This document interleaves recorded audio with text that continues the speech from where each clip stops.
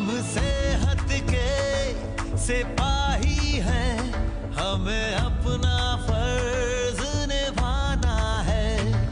हर जन जन को, हर तन मन को हमें मिलकर स्वस्थ बनाना है। हमें सेहत के इस परचम को सारी दुनिया पर फहराना है। चाहे राहों में मुश्किल आए, हर हाल में लक्ष्य को पाना है। आवाज दो इस मंत्र को, हर दिल में जगा दे आज। आवाज दो इस मंत्र को, हर दिल में जगा दे आज। मेरा चार्ज न्यूट्री चार्ज, मेरा चार्ज न्यूट्री चार्ज, मेरा चार्ज न्यूट्री चार्ज, मेरा चार्ज न्यूट्री चार्ज। ये भारत देश की शान बड़ी, ये भारत का अभिमान बड़ा। न्यूट्री चार्ज शाकाहारी मैदान में है अड़िग खड़ा। हमें दुनिया को बतलाना है, भारत वैज्ञानिकों का खजाना है। अपनी माटी के जादू को हमें देश देश पहुंचाना है। अब कह दो विदेशी ताकत से, ये न्यूट्री चार्ज का जमाना है। चाहे राहों में मुश्किल आए, हर हाल में लक्ष्य को पाना है। आवाज दो इस मंत्र को, हर दिल में जगा दे आज। आवाज दो इस मंत्र को, हर दिल में जगा दे आज। मेरा चार्ज न्यूट्री चार्ज, मेरा चार्ज न्यूट्री चार्ज, मेरा चार्ज न्यूट्री चार्ज, मेरा चार्ज न्यूट्री चार्ज।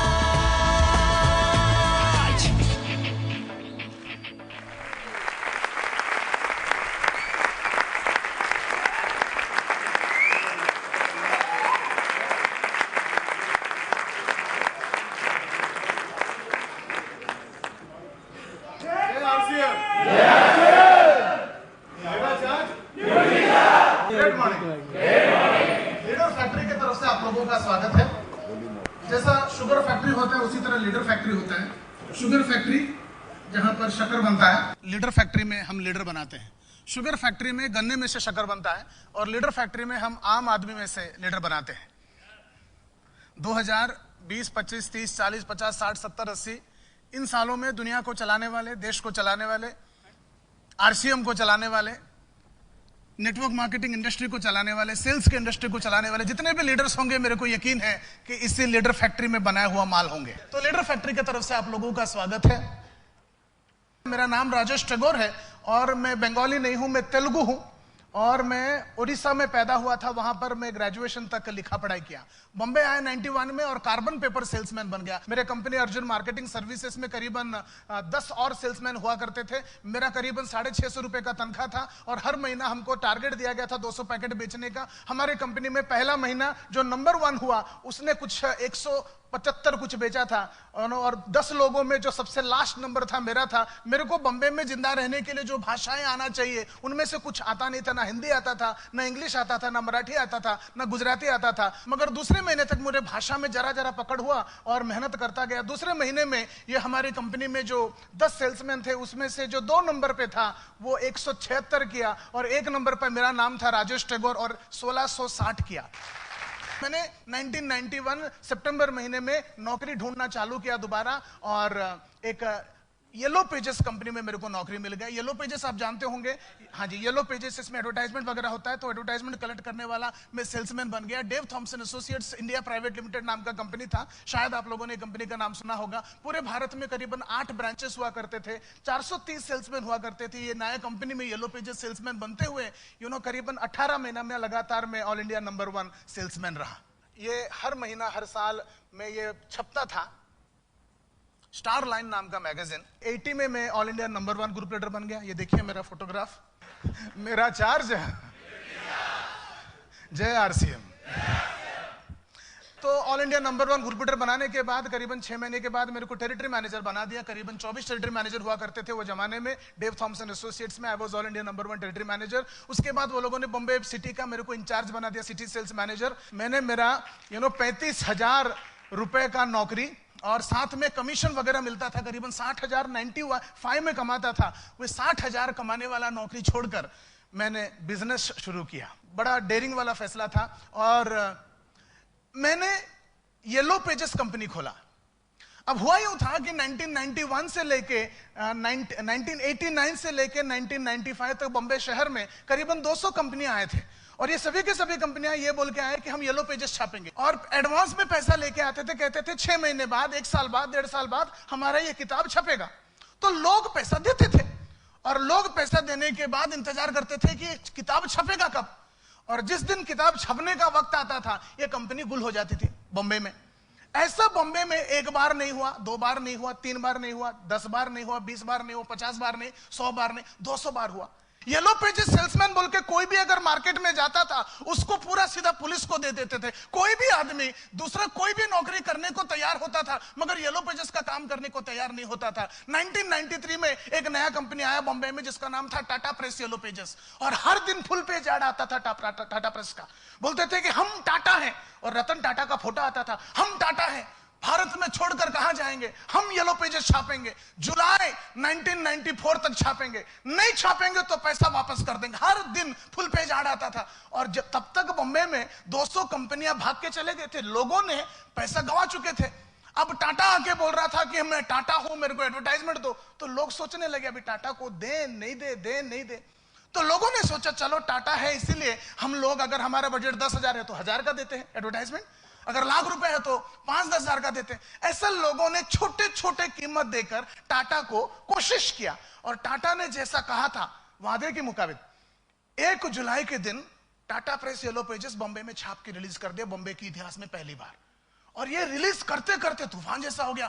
पहली बार बॉम्बे में किसी ने येलो पेजेस छापा, ऐसा पहले कभी भी नहीं हुआ था। लोगों को अचानक पछतावा हुआ था, यार टाटा टाटा टाटा बोल रहा था, इतने बार ऐड दे रहा था, फिर भी हम लोगों ने पूरा विश्वास नहीं किया। ऐसे सोचते हुए इतने में टाटा का दूसरे साल का 2nd एडिशन का कैंपेन चालू हो गया। अब दूसरा एडिशन हमारा जुलाई में छपेगा तो उसके लिए एडवर्टाइजमेंट दो। तो लोगों ने अपना पूरा दौलत उसमें लुटा दिया। जिसका बजट 5,000 तो उसने 50,000 दे दिया, जिसका बजट लाख रुपए तो उसने 10 लाख दे दिया। सब लोगों ने टाटा को पैसा दे दिया। टाटा ने 1995 जून तक 750 करोड़ रुपया वो जमाने में बॉम्बे के बिजनेसमैन लोगों से एडवर्टाइजमेंट के नाम पे इकट्ठा कर लिया। और जून 30 तारीख के दिन टाटा के ऊपर किसी ने केस कर देने की वजह से, लीगल कॉम्प्लायंस के वजह से टाटा को रोक दिया गया येलो पेजेस छापने से। टाटा भी गद्दार निकला, ऐसा माहौल था। और वो टाइम पर मैं मेरा नौकरी छोड़कर बॉम्बे में येलो पेजेस छापूंगा बोल के इस धंधे में उतरा था। अब मैं उतरा था 1 जून को और इनका पब्लिकेशन बंद हो गया 30 जून को। अब ये हालत में मैं क्या करूं, मैं जिस किसी के पास जाता था येलो पेजेस में छापूंगा, अब मेरे को तो कोई जानता ही नहीं है। जैसा आप लोग यहां पर आने से पहले नहीं जानते थे वैसा कोई भी नहीं जानता है। कौन है राजेश ठाकुर, इसका बैकग्राउंड क्या, कितना करोड़ है, एक पैसा नहीं है, एकदम गरीब आदमी था मैं। तो क्या होगा मेरा, किसी के पास जाऊंगा और एडवर्टाइजमेंट मांगूंगा, येलो पेजेस मेरा छापूंगा बोल के, तो लोग क्या बोलेंगे, कौन विश्वास करेगा, कौन पैसा देगा, क्या होना चाहिए मेरा भविष्य का, बर्बाद होना चाहिए एक्चुअली। मगर कमाल की बात ऐसा है दोस्तों, मैं जिस किसी के पास जाता था लोग मेरे को इनकार नहीं करते थे, स्वागत करते थे। और हर इंसान जिस किसी के पास मैं गया मेरे येलो पेजेस में एडवर्टाइजमेंट दिया। नतीजा 1998 जनवरी 1 तारीख के दिन मैं बॉम्बे का और भारत के इतिहास का पहला और एकमात्र multi coloured yellow pages Bombay business book का पब्लिशर बना। ये बॉम्बे बिजनेस बुक है, बॉम्बे के इतिहास का, भारत के इतिहास का पहला और एकमात्र मल्टी कलर्ड येलो पेजेस, आप देख सकते हैं। 1998 में ये पब्लिकेशन छापने के बाद मैं जिस किसी के पास जाता था सब लोग मेरे को विश्वास करते थे, लोगों ने पैसा दिया तब जाकर बुक छपा। 99 तक मेरे को समझ में आ गया कि येलो पेजेस एक डाइंग इंडस्ट्री है। Dying industry in the sense भविष्य में 99 तक मुझे पता चल गया कि येलो पेजेस में लोग इंफॉर्मेशन नहीं ढूंढेंगे, लोग ढूंढेंगे कंप्यूटर में, लोग ढूंढेंगे। वो जमाने में आता था इंटरनेट एक्सप्लोरर, लोग ढूंढे में इंटरनेट एक्सप्लोरर। वो जमाने में आता था, आप में से किसी को अगर आप मनोज भाई जानते होंगे, अल्टा विस्टा बोल के सर्च इंजन आता था, तो लोग अल्टा विस्टा में इंटरनेट एक्सप्लोरर में ढूंढने लगे थे। वो जमाने में गूगल नहीं था। तो मुझे समझ में आ गया कि आगे फ्यूचर में लोग येलो पेजेस नहीं ढूंढेंगे, तो मैं इस इंडस्ट्री से बाहर आ गया। और वो जमाने तक मैं सेल्समैन से, सेल्स मैनेजर से लेके मेरे टीम को ट्रेनिंग देने की वजह से ट्रेनिंग का मुझे जरा सा एहसास हो गया था, एक्सपीरियंस आ चुका था। कोका कोला नाम की कंपनी ने मुझे बुलाया और बोला कि आप हमारे लोगों को ट्रेनिंग दो। तो मैं जाकर ऑल ओवर इंडिया में कोका कोला के सेल्समैन लोगों को ट्रेनिंग दिया। उसके बाद प्रॉक्टर एंड गैम्बल जो है Ariel, Vicks, Pantene, head and shoulder वगैरह बनाती है, वो लोगों ने मेरे को बुलाया। तो मैं जाकर ऑल ओवर इंडिया में करीबन वो जमाने में 2001 में कुछ 2700 डीएससी होते थे प्रॉक्टर एंड गैम्बल के, ये सभी के सभी को मैंने ट्रेनिंग दिया। उसके बाद हिंदुस्तान लीवर, उसके बाद life insurance corporation of India, उसके बाद 1, 2, 3, 4 ऐसा करीबन आज की तारीख में 125 कंपनियां हैं जो मेरे को ट्रेनिंग के लिए बुला चुके हैं और सभी के सभी को मैं ट्रेनिंग दे चुका हूं। आरसीएम को जिंदगी में पहली बार मैं 2004 में दिया था ट्रेनिंग। कर्नाटका संघ हॉल बॉम्बे में मेरे को कुछ ग्रुप के लोगों ने बुलाया और पहला प्रोग्राम इतना धमाकेदार, इतना तूफानी, इतना शानदार प्रोग्राम हो गया। आगे बढ़ते हैं तो मेरा आपका रिश्ता जो है आज 2015 है, 11 साल पहले आपके साथ रिश्ता शुरू हो गया था। ये मेरा सौभाग्य की बात है कि मैं आपके सामने खड़ा हुआ हूं। मैं सौभाग्य की बात है कि आपके सामने बात कर पा रहा हूं और ये सौभाग्य की बात है कि आप सबके सब मेरे को सुन रहे हैं, ये मौका मिला है। तो इसी बात पे एक बार हम बोल देंगे, जय आरसीएम, मेरा charge, insights of life in the new millennium. ये आज का सब्जेक्ट है, insights of life in the new millennium. Insights यानी, इनसाइट्स को हिंदी में क्या बोलेंगे? अंदर की, इनसाइट्स, अंतर्दृष्टि of life in the new millennium. सबसे पहले हमें जानना है ये मिलेनियम का मतलब। हर साल 31 दिसंबर के दिन हम लोग एक सेलिब्रेट करते हैं जिसका नाम है new year's night, new year's eve कहते हैं। तो जैसे हम लोग 1994 31 दिसंबर के दिन रात को हम लोगों ने न्यू ईयर्स ईव सेलिब्रेट किया था, वो रात 12 बजे जैसे खत्म हुआ, 12 से लेके 0001 हुआ, 1994 खत्म हो गया, 95 आया, एक साल खत्म हो गया। हर 10 साल में हम लोग 31 दिसंबर के दिन रात को 2 चीज सेलिब्रेट करते हैं। एक है न्यू ईयर्स ईव और दूसरा है डिकेड का कंप्लीशन। यानी 1989 31 दिसंबर के दिन जो सेलिब्रेशन हुआ था वो 1989 वाला साल का भी कंप्लीशन था और साथ में 1980s वाला दशक का भी कंप्लीशन हुआ था। हर 100 साल में एक बार हम लोग एक शतक का भी कंप्लीशन करते हैं। यानी 1899 31 दिसंबर के दिन, तब तक हम लोग कोई पैदा नहीं हुए थे, जो रात सेलिब्रेशन हुआ था उस रात 3 चीज की कंप्लीशन हुआ था। एक साल का, दूसरा दशक का, तीसरा शतक का था। 1999 31 दिसंबर के दिन जो रात हमने बिताया, वो जो रात थी वो सिर्फ साल भर के कंप्लीशन की बात नहीं थी, वो सिर्फ दशक कंप्लीशन की, 1990s वाला दशक कंप्लीशन की बात नहीं थी, वो सिर्फ शतक कंप्लीशन 1901 से लेके 1999 तक शतक के कंप्लीशन की बात नहीं थी, वो थी एक मिलेनियम कंप्लीशन की। सन 1000 से लेके 1919 तक का, 99 तक का 1000 साल के कंप्लीशन की सेलिब्रेशन थी। अचानक उस एक रात हम लोग एक साल भी आगे बढ़ गए थे, एक दशक भी आगे बढ़ गए थे, एक शतक भी आगे बढ़ गए थे और एक मिलेनियम यानी सहस्र को भी आगे बढ़ गए थे। एक रात में हम लोगों को पता नहीं, हम 1000 साल आगे बढ़ चुके थे, 1000 साल आगे बढ़ चुके थे, 1000 साल। और ये बात बहुत महत्वपूर्ण है, हम सबके सबको ये एहसास होना जरूरी है कि हम 1000 साल आगे बढ़ चुके हैं। तो insights of life in new millennium में सबसे पहली बात करेंगे लीडरशिप के बारे में। लीडर कौन है? Who is a leader? इस चीज के बारे में इस दुनिया में हजारों लाखों बड़े बड़े लोग, विज्ञान, हजारों लाखों डेफिनेशन थे। किसी ने कहा अच्छा बोलने वाला लीडर है, किसी ने कहा कंपनी का मालिक लीडर है, किसी ने कहा जिसको लोग चुनते हैं वो लीडर है, किसी ने कहा जिसको अच्छा लोगों को संभालना आता है वो लीडर है। जिसने, हर आदमी का लीडर कौन है इस बात पर डेफिनेशन अलग अलग है। बात समझ में आ रहा है तो बोलिए हाँ। ये सारे डेफिनेशन में सबसे ज्यादा मान्यता प्राप्त डेफिनेशन है जोएल बार्कर का। जोएल बार्कर कहते हैं who is a leader? Leader is a person you will follow to a place, you won't go by yourself। Hindi में लीडर वो इंसान है जिनके पीछे पीछे हम उस जगह या स्थान पर जाते हैं जहां अपने आप नहीं जाते हैं। दो तीन बातें इसमें सामने आती है। पहला, लीडर एक इंसान है, इतना समझ में आ गया तो बोलिए हाँ। दूसरा, लीडर वो इंसान है जिसके पीछे पीछे हम अपने आप जाते हैं। वो जबरदस्ती नहीं करता है, वो धक्का नहीं मारता है, वो आपको कंपेल नहीं करता है कि आप आइए। अब सवाल यह है, लीडर वो आदमी है जिसके पीछे पीछे हम उस स्थान पर जाते हैं जहां खुद होकर नहीं जाते हैं। तो वो जगह, वो स्थान कौन सा जगह है? वो स्थान का नाम क्या है? सक्सेस पाने के लिए इंसान खुद जाता है। I am proud of you for answering quickly. उस जगह का नाम क्या है बताइए? पहले डेफिनेशन समझ गए आप? लीडर एक इंसान है जिसके पीछे पीछे हम जाते हैं, उस जगह पर जाते हैं जहां खुद नहीं जाते। अब सवाल यह है, वो जगह कौन सा है जहां पर हम खुद नहीं जाते हैं? लीडर होने पर उसके पीछे पीछे जाते हैं। लक्ष्य, गोल, ध्येय, मंजिल, मकसद, ये सब एक ही वर्ड के अलग अलग नाम है। ड्रीम भी नहीं है, बदलाव भी नहीं है। हाँ जी, हाँ जी। कर्म करने के लिए किसी के पीछे जाना जरूरी है? नहीं। सोच तो अपने आप आता है ना। अब वो जगह कौन सा है जहां पर हम खुद नहीं जाते हैं अपने आप, मगर लीडर होने पर हम जाते हैं? सर, जहां वो ले जाता है। कुछ हद तक अब सही है, मगर कहां लेके जाता है? जिस जगह वो पहले जा चुका है। भरोसा किसी ने कहा, फील्ड किसी ने कहा, विश्वास,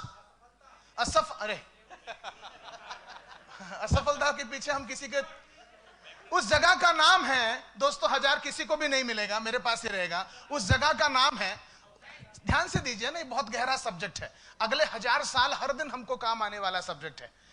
उस जगह का नाम है जहां पर हम खुद नहीं जाते, लीडर होने पर उसके पीछे पीछे जाते हैं। उस जगह का नाम है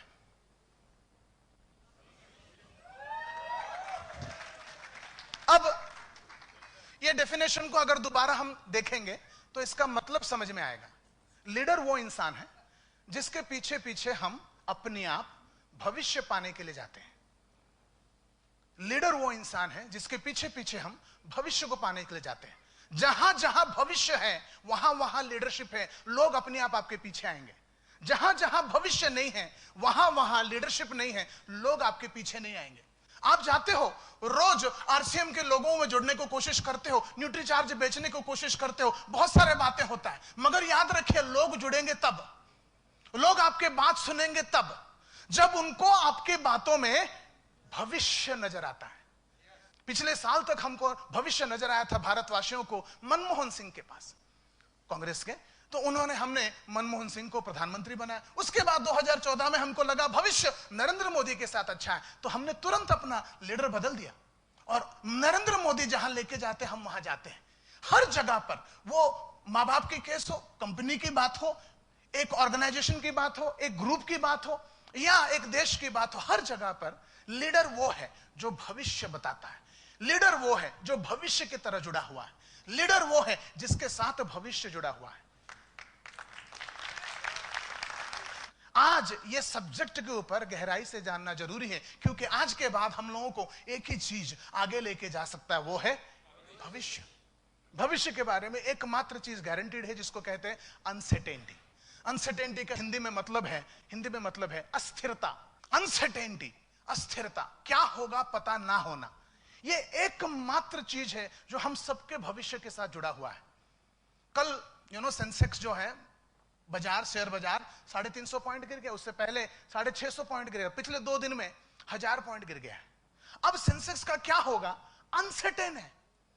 6 महीने में क्या होगा अनसर्टेन। हो सकता है 20,000 पे आ जाए, हो सकता है 15,000 पे आ जाए, हो सकता है 35,000 पे चला जाए, हो सकता है 50,000 पे। क्या होगा फ्यूचर में पता नहीं है। That is future.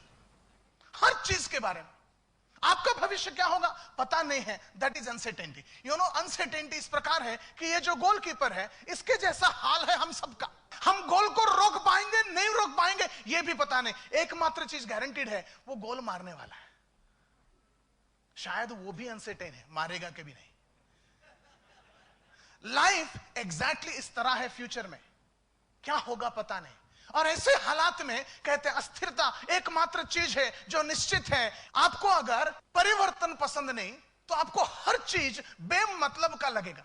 तो हर प्रोग्राम में मैं लोगों को एक सवाल जरूर पूछता हूं, वो सवाल आपको भी पूछ लूंगा। आपका नाम बताइए। मुकेश शाह। आपका पता बताइए। B373 शास्त्री नगर विलवाड़ा। ये जो पता है मुकेश साहब का, ये पिछले मिलेनियम का पता है। अब नया मिलेनियम का पता है mukesh.com या mukeshpuranam.com। मेरा जो पता था पिछले 1000 साल का, राजेश टैगोर 1702 बी विंग किया पार्क अंधेरी वेस्ट बॉम्बे 53। मेरा भविष्य का पता है rajeshtagoor.com। अब ये जो चीज में है पिछले 15 साल से हर प्रोग्राम में बोल रहा हूं, क्या है? आपका पता आपका पुराना एड्रेस नहीं है, आपका भविष्य का एड्रेस है। और आपका भविष्य का एड्रेस है आपका नाम वाला वेबसाइट या आपका नाम वाला ऐप। ये चीज अभी आपको मैंने जो कहा, अगर आपको बेमतलब का लग रहा है, ज्यादातर लोगों अरे ये मेरे लिए नहीं है ऐसा लगता है, इसका मतलब है आपको परिवर्तन पसंद नहीं है। आप इस मिलेनियम की, सहस्र की सदी की इंसान हो ही नहीं, जीने का अधिकार नहीं है।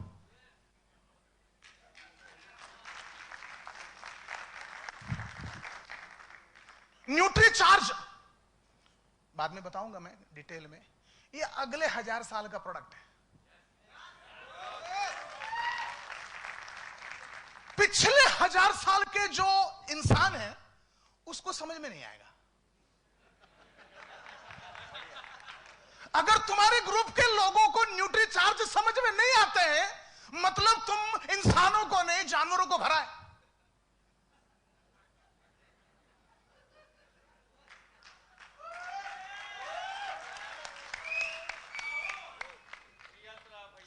अगर आपको परिवर्तन पसंद नहीं, अभी आपको करना क्या पड़ेगा? फ्यूचर में अगर जिंदगी बनाना है, पूरे की पूरा आपके ग्रुप में जितने भी लोग हैं खड़ा करो और आप ऐसे खड़े हो जाओ और करो शुरू, रेडी स्टडी जालियनवाला बाग। इसको कहते हैं परिवर्तन। सारे पुराने लोगों को निकाल दिया और सारे नए लोगों को भरा। और जानते हो आपके पुराने लोग जो आपको छोड़ नहीं रहे, उनको निकालने का कैसा सीखना चाहते हो? कोई एक आओ, सामने में आपको एक डेमो दे दूं, कैसे छुटकारा पाना, कैसा जालियनवाला बाग करना, इसका मैं डेमो दे रहा हूं। ये आपका ग्रुप का आदमी है, मैं कौन हूं, आप हो। और इसको पिछले 7-8 साल से समझा रहे भाई न्यूट्री चार्ज बेच, न्यूट्री चार्ज, ये समझ में नहीं आ रहा इसको। ये समझो सिचुएशन है, इसको 1000 कोशिश के बावजूद ये बदल नहीं रहा है।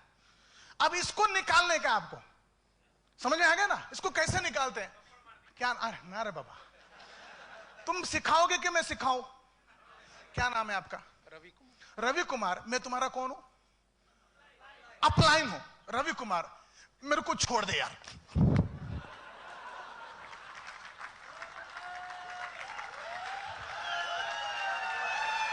माफ कर देना, मेरे बस की बात नहीं, मेरे को माफ कर देना। इसको कहते हैं जालियनवाला बाग। रवि कुमार को जोरदार तालियां। समझ में आया तो बोलिए हाँ। Paul Allaire the CEO of Xerox corporation बोलते हैं, आज की तारीख में हम सब एक जंग में हैं। We all are in a brawl with no rules. हम सब एक जंग में हैं जिसका कोई नियम नहीं है। हम सब एक युद्ध में हैं, एक जंग में हैं जिसका कोई नियम नहीं है। कोई भी चीज में आज नियम नाम की चीज कुछ बचे नहीं है। 2-4 एग्जाम्पल देते हैं। No rules for anything. एक एग्जाम्पल, एयरलाइन। आज से 1 साल पहले, 6-7-8 महीने पहले मेरे को गोवा में प्रोग्राम हुआ था। शायद इसी हॉल में नहीं, इसी नहीं, दूसरे किसी हॉल में प्रोग्राम हुआ था। तो LIC में प्रोग्राम हुआ था, LIC वाले मेरे को बुलाए थे। तो वो जो ऑर्गेनाइजर था, महेश शेट्टी उसका नाम है, अभी भी गोवा में मड़गांव में रहता है। महेश शेट्टी ने, ये प्रोग्राम था कुछ 15 अक्टूबर के दिन। महेश शेट्टी ने मेरे को 1 अक्टूबर के दिन बोला कि सर आज शाम को मैं आपको गोवा का टिकट भेज रहा हूं। ठीक है भेज देना बेटा। और मतलब जब भी प्रोग्राम होते भेजते हैं, तो शाम को मेरे को महेश शेट्टी ने फोन किया, बोलते राजेश भाई आज टिकट महंगा, मैं कल भेजो चलेगा क्या? मैं बोला चल भेजो कोई प्रॉब्लम नहीं। बोले पूछा मैंने कितना है? बोलते सर 2900 है। कल 2300 था, 2900 हो गया। ठीक है कल भेज दो बोला। अगला दिन फोन करके बोलते सर मैं आज भी महंगा हो गया, कल भेजता हूं। कितना हो गया? 3900। अगला दिन बोलते 4500 हो गया, बोलता है। अगला दिन 5500, अगला दिन 6500, 7500, 8,500, 9,500, 10,500, 11,500, 11,500। और एक दिन पहले 14 तारीख के दिन उसने 14,000 रुपया देके बॉम्बे गोवा का टिकट खरीद के मेरे को भेजा। अब बात ऐसा है कि गोवा आते आते, इंडिगो एयरलाइंस में आते आते बॉम्बे एयरपोर्ट में मैं अंदर घुसकर पूछा कि अब भी अगर मेरे साथ दूसरा कोई चाहे सेम फ्लाइट में कितना है? बोलते 6,500 है। अब उस दिन गोवा में जा रहे 3 लोग मेरे साथ साथ, यहां पर एक मेरे को सेंटर वाला सीट मिला, राइट में एक बैठा है, लेफ्ट में एक बैठा है। मैंने इसको पूछा कितना देके खरीदा? बोलता है 2,300 देके खरीदा। इसको पूछा कितना देके खरीदा? बोलते 6,500 देके खरीदा। मैंने दिया है 14,000 रुपए, 14,500। 3 लोग, वही गाड़ी, वही एयर होस्टेस, वही टाइम, वही चेयर, सब कुछ वही, मगर तीनों का अलग अलग कीमत। अगर पूछो ऐसा क्यों, तो एकमात्र जवाब है we are in a brawl and there are no rules. पहले तो एटलीस्ट रेलवे में ठीक ठाक थी, आज की तारीख में रेलवे में भी रूल नहीं बचा है। हाँ प्रीमियम, तत्काल प्रीमियम वगैरह वगैरह। 3 लोग एक ही 3 टायर में बैठते हैं, एक 750 दिया हुआ, एक 1500 दिया हुआ, एक 4,000 दिया हुआ है। वही गाड़ी में, वही डिस्टेंस, वही फैमिली के, वही 3 नंबर। बात सही है और आपको समझ में आ रहा है तो जोर से बोलिए। तो no rules for airlines, no rules for telecom. ना ऑटोमोबाइल में रूल है, ना रिटेल में रूल, ना चैनल में रूल है। एजुकेशन में नो रूल्स, पॉलिटिक्स में नो रूल्स, इंश्योरेंस में नो रूल्स, बैंकिंग में नो रूल्स। और ये बताने की जरूरत नहीं है कोई रूल नहीं है नेटवर्क मार्केटिंग में, नो रूल्स। पहले जमाने में कहते थे माँ बाप लोग 16, 17, 18, 22 साल का तुम्हारे जैसे हैंडसम बेटा होते होते बोलते हैं बेटा अपनी जात की लड़की को शादी करना। कुछ जमाने के बाद बोलते हैं बेटा अपने कुल की लड़की को शादी करना। एटलीस्ट कुछ जमाने के बाद अपने धर्म की लड़की को, हिंदू को शादी करना, मुसलमान को। आज कुछ दिनों के बाद बोलते थे अपने देश की लड़की को शादी करना। मतलब सदियां बत्ते बीतते, ये पूरा लोगों का, माँ बाप लोगों का स्टेटमेंट बदलता गया। आजकल बोलते बेटा लड़की से ही शादी करना। एक बात याद रखिए, we are in a brawl and there are no rules. अगले दशक में घबराहट, अव्यवस्था, व्याकुलता, अस्त व्यस्तता, भ्रांति, गड़बड़ी, भौचक्का इतनी बढ़ेगी जितने इतिहास में पहले कभी नहीं हुई। और परिवर्तन की तीव्रता, गति सिर्फ और तीव्र और असंतुलित और गंभीर होने वाला। आगे ये कंफ्यूजन और बढ़ेगा, आगे परिवर्तन की तेजी और गंभीर होने वाली है, तीव्रता और बढ़ने वाली है। एंड हर चीज अगले 10 साल में पूरा वर्ल्ड अस्त व्यस्त होके एकदम कंफ्यूजन का एकदम टॉप लेवल में पहुंचने वाला है। वो जो फोन होता था उतना उठा, टर लैंडलाइन जिसको बोलते, उसको बोलते 1G। 1G वो है जिस फोन के पास आपको जाना पड़ता है। 2G वो है जो फोन आपके साथ आता है। 1G वो है जहां पर आवाज सुनाई देना और आवाज पहुंचना, इसके सिवा दूसरा कोई काम नहीं होता है। 1G वो है जिसमें वायर लगा रहता है। 2G में फोन आपके साथ आता है, मगर फोन में दूसरे फैसिलिटीज भी है, जैसा टेलीफोन डायरेक्टरी भी है, जैसा गेम भी खेल सकते हो, जैसे SMS भी भेज सकते हो। तो 1G 2G में ये फर्क है। 3G जो है आजकल जो हमारे पास है, ये ज्यादा एडवांस है। हेलो मुकेश भाई कैसे हो, पीछे वाली औरत कौन है, आप देख सकते हो। 3G बात समझ में आ रहा है तो बोलिए हाँ। तो 1G 2G 3G में आपका फोन बैंक भी बन जाएगा, आपका फोन इंटरनेट भी बन जाएगा, आपका फोन स्टॉक शेयरिंग के लिए क्या बोलते हैं उसको, वो इंटरएक्टिव मीडिया भी बन जाएगा। 1G से 2G 10 गुना ज्यादा तेज है, 2G से 3G 10 लाख गुना यानी मिलियन टाइम्स मोर एडवांस्ड है। 2015 जुलाई 20 तारीख के दिन फुल स्केल में इंडिया में आ रहा है 4G। 4G में आप ऐसा करोगे, जेब में फोन रहेगा, ऐसा ऐसा ऐसा करोगे और हवे में स्क्रीन आ जाएगा, जो मोबाइल का स्क्रीन है, और हवे में आप मुकेश भाई से बात कर सकते हैं और मुकेश भाई आपसे हवे में बात कर रहे हैं और उनके सामने जैसा एक टीवी है वैसा एक स्क्रीन हवे में पैदा हो गया, दैट इज 4G। जैसा मोबाइल के स्क्रीन को आप ऐसे टर्न कर रहे हो, ऐसा हवे में चेंज कर सकते हो, हवे में दगा सकते हो, हवे में कंप्यूटर बना सकते हो, ये 4G है। 2018 में 5G आ रहा है। ओके, 5G क्या है? 5G फिफ्थ जनरेशन फोन क्या है? आप ऐसा किया ना, अभी स्क्रीन है जहां पर मुकेश भाई है, 5G में ऐसा करेंगे आप और पूरा के पूरा मुकेश भाई इधर पैदा हो जाएंगे। आप ये किक नाम का पिक्चर अगर देखा है सलमान खान वाला, उस पिक्चर में एक सीन ऐसा है कि सलमान खान को वो रणदीप हुडा बाहर से वो खिड़की में से देख रहा है, बाहर से देख रहा है, ऑब्जर्व कर रहा है और इतने में रणदीप हुडा को फोन आता है कि सलमान खान और कहीं है, तो ये वहां जाता है और वो कमरे के अंदर जाता है, ये सलमान तो यहां पर है, वहां पर कैसे हो सकता है? देखो तो यहां पर उसका 3D इमेज है, I mean sorry 5G image है। तो यहां पर ऐसा सलमान खान ऐसा घूमता हुआ नजर आता है और आगे जाके देखा तो वो एक्चुअल सलमान खान है, उसका 5G इमेज है। So that is what is 5G। And 2022 में आ रहा है 6G। अब 6G क्या है सुनना चाहते हो तो बोलिए। 6G 5G टच है, 5G विथ टच है, यानी 6G में ये जो मुकेश भाई हैं उनको आप गले मिल सकते हो, चुम्मा दे सकते हो, हैंडशेक सब कुछ कर सकते हो। और कहा जाता है कि जब वो हुआ था महाभारत में, द्रौपदी वस्त्राहरण हुआ था, तो श्री कृष्ण ने ऐसा हाथ उठाया और वो कौन है, वो दुशासन साड़ी खींचता रह गया और मानते हैं कि वो 6G टेक्नोलॉजी यूज किए थे भगवान श्री कृष्ण ने। इसलिए कहते हैं परिवर्तन की तीव्रता और तीव्र और गंभीर और असंतुलित होने वाले हैं। एंड ऐसे हालत में कहा जाता है, ये पीटर ड्रकर है, वो कहते हैं corporations as we know it which is 50 to 120 years old not likely to survive the next 25 years legally financially yes but not structurally and economically। मतलब है ये कंपनियां रहेंगे, बंद नहीं होंगे, रहेगा स्टेट बैंक ऑफ इंडिया, ना रहेगा 10,000 ब्रांच, रहेगा life insurance corporation of India, ना रहेंगे 2048 ब्रांच, कंपनियां रहेंगे, योगक्षेमा रहेगा, बिजनेस ज्यादा होगा, प्रॉफिटेबल रहेगा, लीगली फाइनेंशियली रहेंगे, स्ट्रक्चरली इकोनॉमिकली नहीं रहेंगे। उनका सारा काम एटीएम करता है और कुछ दिनों के बाद एटीएम का भी जरूरत नहीं है, एटीएम जेब में है। ऐसे हजारों कंपनियां बड़े बड़े बंद क्यों हो जाएंगे? सिर्फ टेक्नोलॉजी अकेला वजह है? रिसर्च किया गया क्यों बंद हो जाएंगे, why, what is the main reason? ये सारे बड़े कंपनियों का क्लोज होने का तो पता चलता है मुख्य वजह है, ये सारे कंपनियां बंद होने का मुख्य वजह है, what is the main reason? The main reason is good management.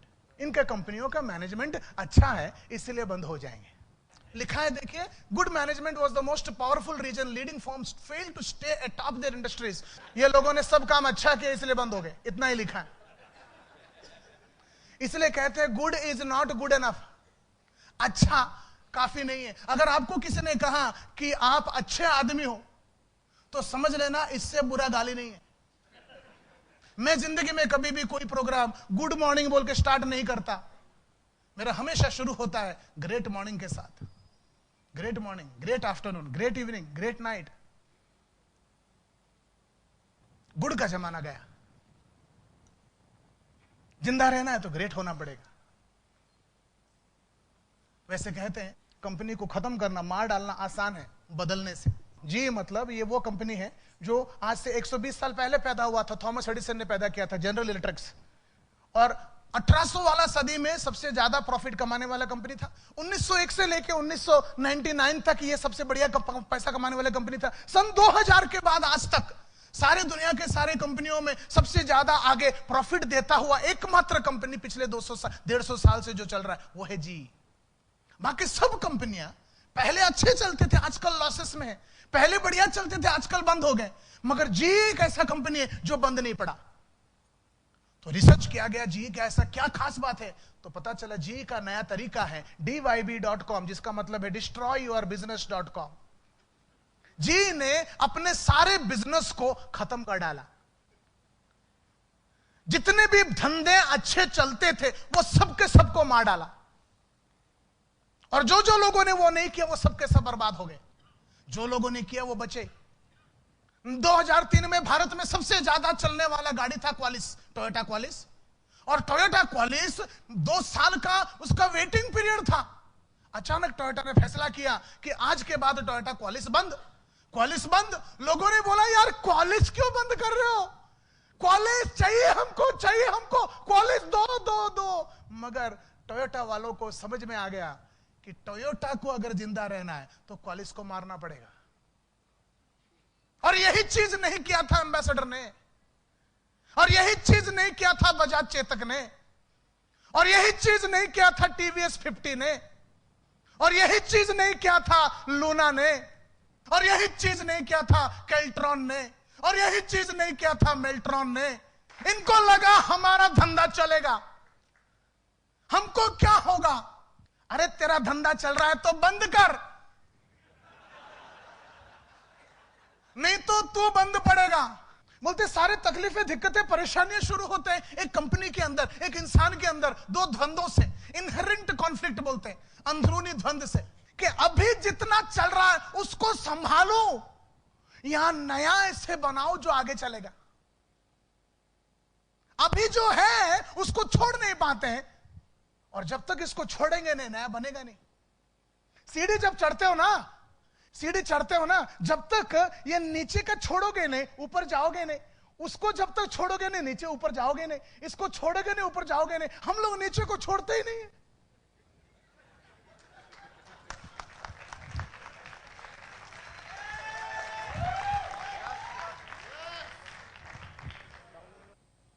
नीचे वाला ना छोड़ना ये बिजनेस में से बाहर होने का गारंटीड तरीका है। युग परिवर्तन होता है ना, पहले लोह युग था, पाषाण युग था, bronze age, iron age, newspaper age, ages आते थे। पहले एक युग जो आता था वो परिवर्तन होने के लिए 1000 साल लगता था। उसके बाद टेलीफोन वाला युग आया। पहली बार जब अलेक्जेंडर ग्राहम बेल ने टेलीफोन बनाया, और उसके बाद वो फोन दुनिया के हर इंसान के घर में पहुंचा, तब तक 100 साल लग गया। तो युग परिवर्तन के लिए टेलीफोन आने के बाद 100 साल लगता था पहले। मोबाइल फोन आया घर घर में पहुंचने के लिए, मोबाइल फोन वाले युग के लिए 10 साल लगा। व्हाट्सएप वाला युग 1 साल में पहुंच गया। आगे कहते हैं युग परिवर्तन होगा हर मिनट। युग परिवर्तन, युग बदल जाता है हर दिन, हर मिनट। यह है अगला 1000 साल,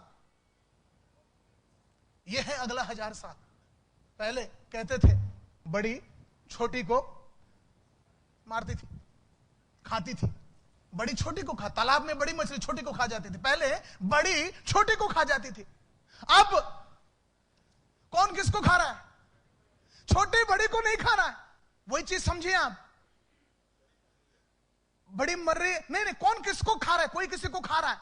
कौन खा रहा है किसको? पहले बड़ी छोटी को खाती थी, आज कौन किसको खा रहा है? आज बड़ी छोटी को नहीं खा रहा है, छोटी बड़ी को नहीं खा रहे हैं। ना ना ना ना, आज कौन किसको खा रहा है? अब कौन किसको खा रहा है? तेज धीमी को खा रहा है। तेजी से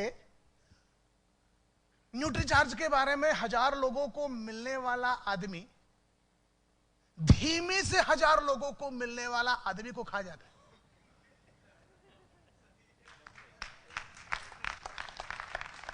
तेजी से बदलने वाला आदमी धीमी से बदलने वाला आदमी को खा जाता है।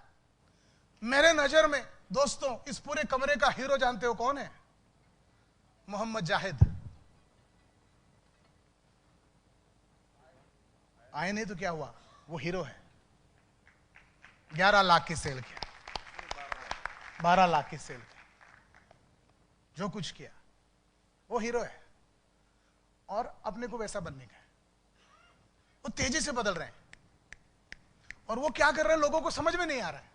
पहले बताया था ना, if you don't like change you are going to like irrelevance even less. जिसको परिवर्तन पसंद नहीं, हर चीज उसको बेमतलब का लगेगा। मोहम्मद जाहिद जो कुछ कर रहा है लोगों को बेमतलब का लग रहा है, क्योंकि परिवर्तन पसंद नहीं है। वो हीरो है, आप लोग हीरो से कम नहीं है, वो हीरो है।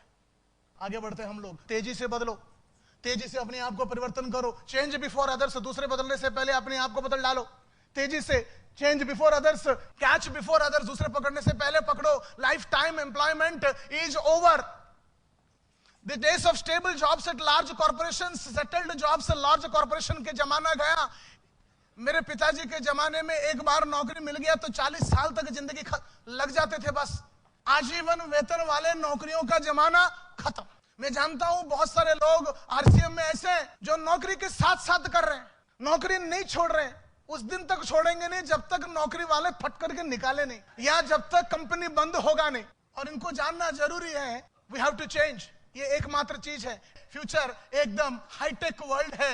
ये 3G 4G वाला ये मोबाइल है फ्यूचर के, ये स्क्रीन है फ्यूचर के, ये अलग अलग ये गाड़ियां हैं फ्यूचर के, ये कार है जो उड़ता रहेगा फ्यूचर में। हाईटेक वर्ल्ड कहते हैं फ्यूचर को।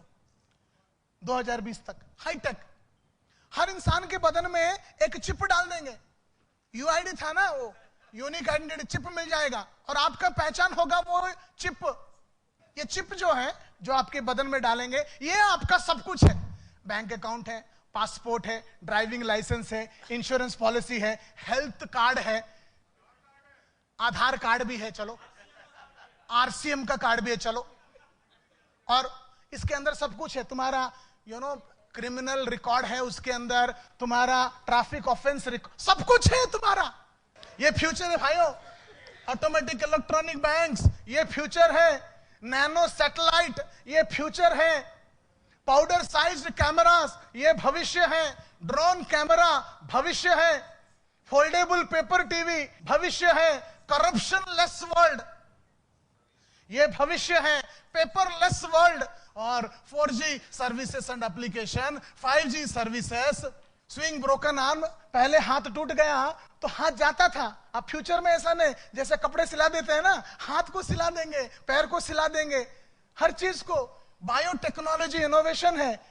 कुछ भी स्पेयर पार्ट बॉडी का गया वो सबके सब ठीक कर लेंगे। डिजिटल न्यूज़पेपर है फ्यूचर में बाबा। Replacement of body spare parts, perfect vision at 100।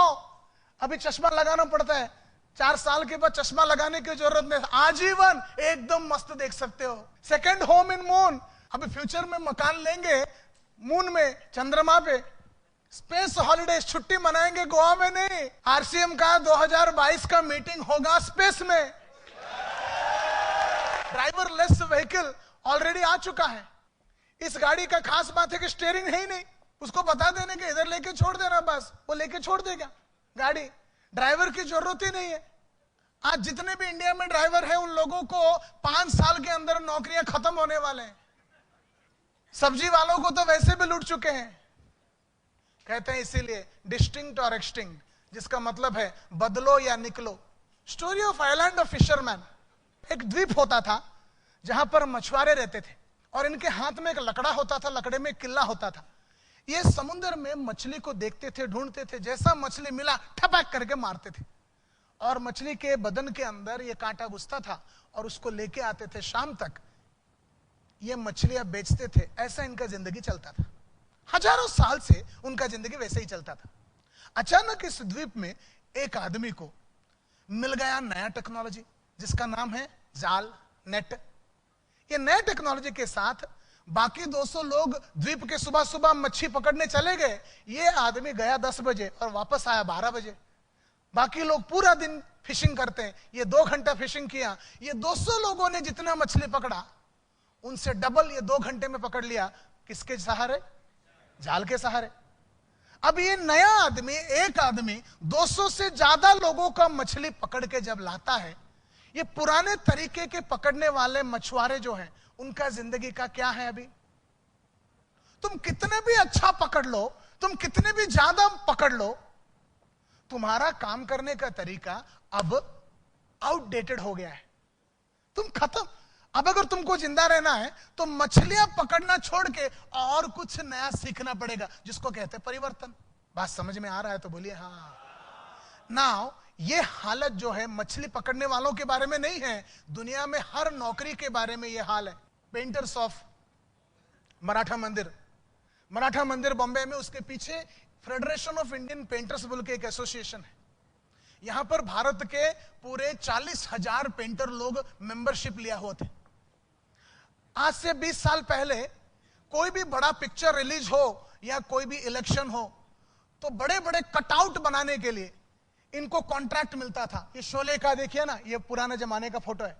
ये बड़ा बड़ा अमिताभ, बड़ा बड़ा जयप्रदा, श्रीदेवी, धर्मेंद्र का कटआउट बनाने का एक कलाकारी होता था। ये हर आदमी के बस की बात नहीं होता था, ये बहुत ही बढ़िया स्किल्ड कारीगर होते थे।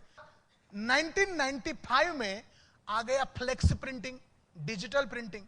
एक झटके में ये 40 के 40,000 लोगों का नौकरी खत्म। आज तुम कितना भी बड़ा पेंटिंग कर लो या कितना भी बेहतर पेंटिंग कर लो, पेंटिंग करना ही आउटडेटेड हो गया। और ये जो कुछ मैं बोल रहा हूं ये पुराना, ये सब थियरी नहीं है। अभी जो बातें कर रहा हूं ये हो रहा है, हर जगह हो रहा है। दादर मुलुंड के बीच में 1995 में जब मैं येलो पेजेस सेल्समैन होता था, 5,778 स्मॉल स्केल इंडस्ट्रीज हुआ करते थे। आज के तारीख में उनमें से बचे हैं सिर्फ 68। ये टाइपराइटर होता था, याद है तो बोलिए हाँ। ये क्या हो गया अभी? ये टाइपराइटर, टाइपिंग ट्यूटर, हम लोग बचपन में जाके सीखते थे टाइपिंग। अब ये पूरा इंस्टीट्यूट बंद है। ये याद है आप लोगों को? पेजर बंद हो गए। ये कहां गए? ये एसटीडी पीसीओ बूथ कहां गया? ये फैक्स मशीन कहां गया? ये बजाज चेतक कहां गया? एम्बेसडर कहां गया? फियाट कहां गए? वो रुकावट के लिए खेद है वगैरह। कहीं हम भी वैसे तो नहीं बन गए? सबको बुलाने का, 11 बजे मीटिंग में लाओ, मीटिंग में सुबह से लेके बड़ा बड़ा भाषण मारने का, और वो भाषण में सबसे ज्यादा तालियां विलियां, और उसके बाद मेंबर बनाओ। बड़ा आसान था जिंदगी, बराबर है? हाँ। अभी भी आपका वही तो नहीं चल रहा है ना, खोपड़ी में। मीटिंग खत्म होने के बाद सुसु जब कर रहे हैं टॉयलेट में लोग, तो सवाल पूछने का, कैसा लगा? नहीं बेटा, क्या सीखा? जब आप पूछते हो कैसा लगा तो जवाब आता है मजा आया। ये एंटरटेनमेंट है, पिक्चर है, मजा आने के लिए, ड्रामा है ना। जब आप इंसान को पूछते हो क्या सीखा, तो अचानक घबरा, अरे यार साला 3 घंटा हो गया, 2 घंटा सीखा कि नहीं मैंने? तो दिमाग चलने लगता है। तो वो पूछते तुमने क्या सीखा? तुम 2 डायलॉग बताओ, वो 2 बताएगा, तुम दोनों का विकास होगा। इसलिए कहता हूं बदलो या तो निकलो। याद रखो, जो कुछ आज तक आपको कामयाब बनाया वो भविष्य में नहीं चलेगा। बाहर की दुनिया के परिवर्तन अगर हमारे अंदरूनी परिवर्तन से ज्यादा तीव्र और बेहतर हैं, तो हम लोगों को अपने आप को बदलने के लिए सीखना पड़ेगा, अदरवाइज हम खत्म हो जाएंगे। बात समझ में आया तो बोलिए हाँ। अगर हमारा अंदर की परिवर्तन दुनिया की बाहर के परिवर्तन से ज्यादा तीव्र है, तब जाकर हम लोग कामयाब हो पाएंगे। अब जो बाहर के परिवर्तन है, 1 मिनट, बाहर के जो परिवर्तन है हमारी अंदर के परिवर्तन से 1 गुना, 2 गुना, 5 गुना, 10 गुना, 1000 गुना तीव्र नहीं है, वो करोड़ गुना तीव्र है। पूरे दुनिया में हर इंसान अपने हिसाब से एडवांस कर रहा है, और हर आदमी दुनिया बदलने को कोशिश कर रहा है। तो हर इंसान कोशिश कर रहा है, हर इंसान अपने हिसाब से दुनिया बदलने को कोशिश कर रहा है। और ऐसे चुनौतियों में आपके अपने काम के अंदर आपका चेंजेस बहुत तीव्र होना जरूरी है। ये फ्यूचर है, फ्यूचर। ये जो फोटोग्राफ है, ये फोटोग्राफ फ्यूचर का ये मस्त सा डिस्क्रिप्शन है। इसका मतलब है ये गाड़ी है, आप चला रहे हो, ये सर्कल जो है स्टीयरिंग है, और यहां पर जो है ये जो ब्लू वाला स्क्रीन है, ये विंड स्क्रीन है गाड़ी का, और ये रियर व्यू मिरर है। तो जब आप गाड़ी चलाते हो, सामने देखते हो चलाओगे या पीछे इधर देखते हो चलाओगे? हाँ, सामने फ्यूचर है, ये पास्ट है, पुराने तरीके, ये फ्यूचर है। जो आदमी यहां देखकर भविष्य बनाएगा उसका एक्सीडेंट होगा, मर जाएगा। जो आदमी सामने देखते हुए जिंदगी चलाएगा वही, बीच बीच में पीछे देखते रहने का। कुछ अगर वो कोई हॉर्न बिन बजाता है, एक बार देख, मगर आगे देखते हुए चलाओ। आगे का मतलब है फ्यूचर। और मैं आज की प्रोग्राम में दोबारा बोलता हूं, न्यूट्रीचार्ज फ्यूचर है।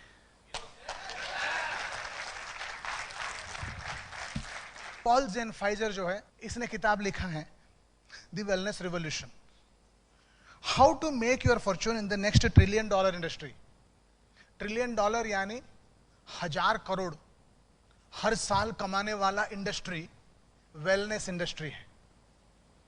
यू नो, आज जितने भी कंपनियां हैं, बड़े कंपनियां, छोटे कंपनियां, अपना फ्यूचर वेलनेस में लाने को कोशिश कर रहे हैं। पिछले 10 साल में जितने जिम बने कसरत करने वाले, उतना पहले कभी भी नहीं बने थे। पिछले 10 साल में ये प्रोटीन पाउडर वाले दुकान, जो ये अलग अलग डाइटिशियन ब्यूटिशियन जितने बने, इतने पिछले 1000 साल में कभी नहीं बने थे। ये फ्यूचर है। पास्ट अलग था, साबुन बेचना, शैम्पू बेचना, दैट इज पास्ट। एंड उससे भी ज्यादा वेस्टर्न कंट्रीज में ये एस्टैब्लिश हो रहा है। इंडिया में अभी अभी एस्टैब्लिश हो रहा है। अभी तक लोगों को अपने खाने के प्रति ध्यान रखने के कंसेप्ट पता नहीं है।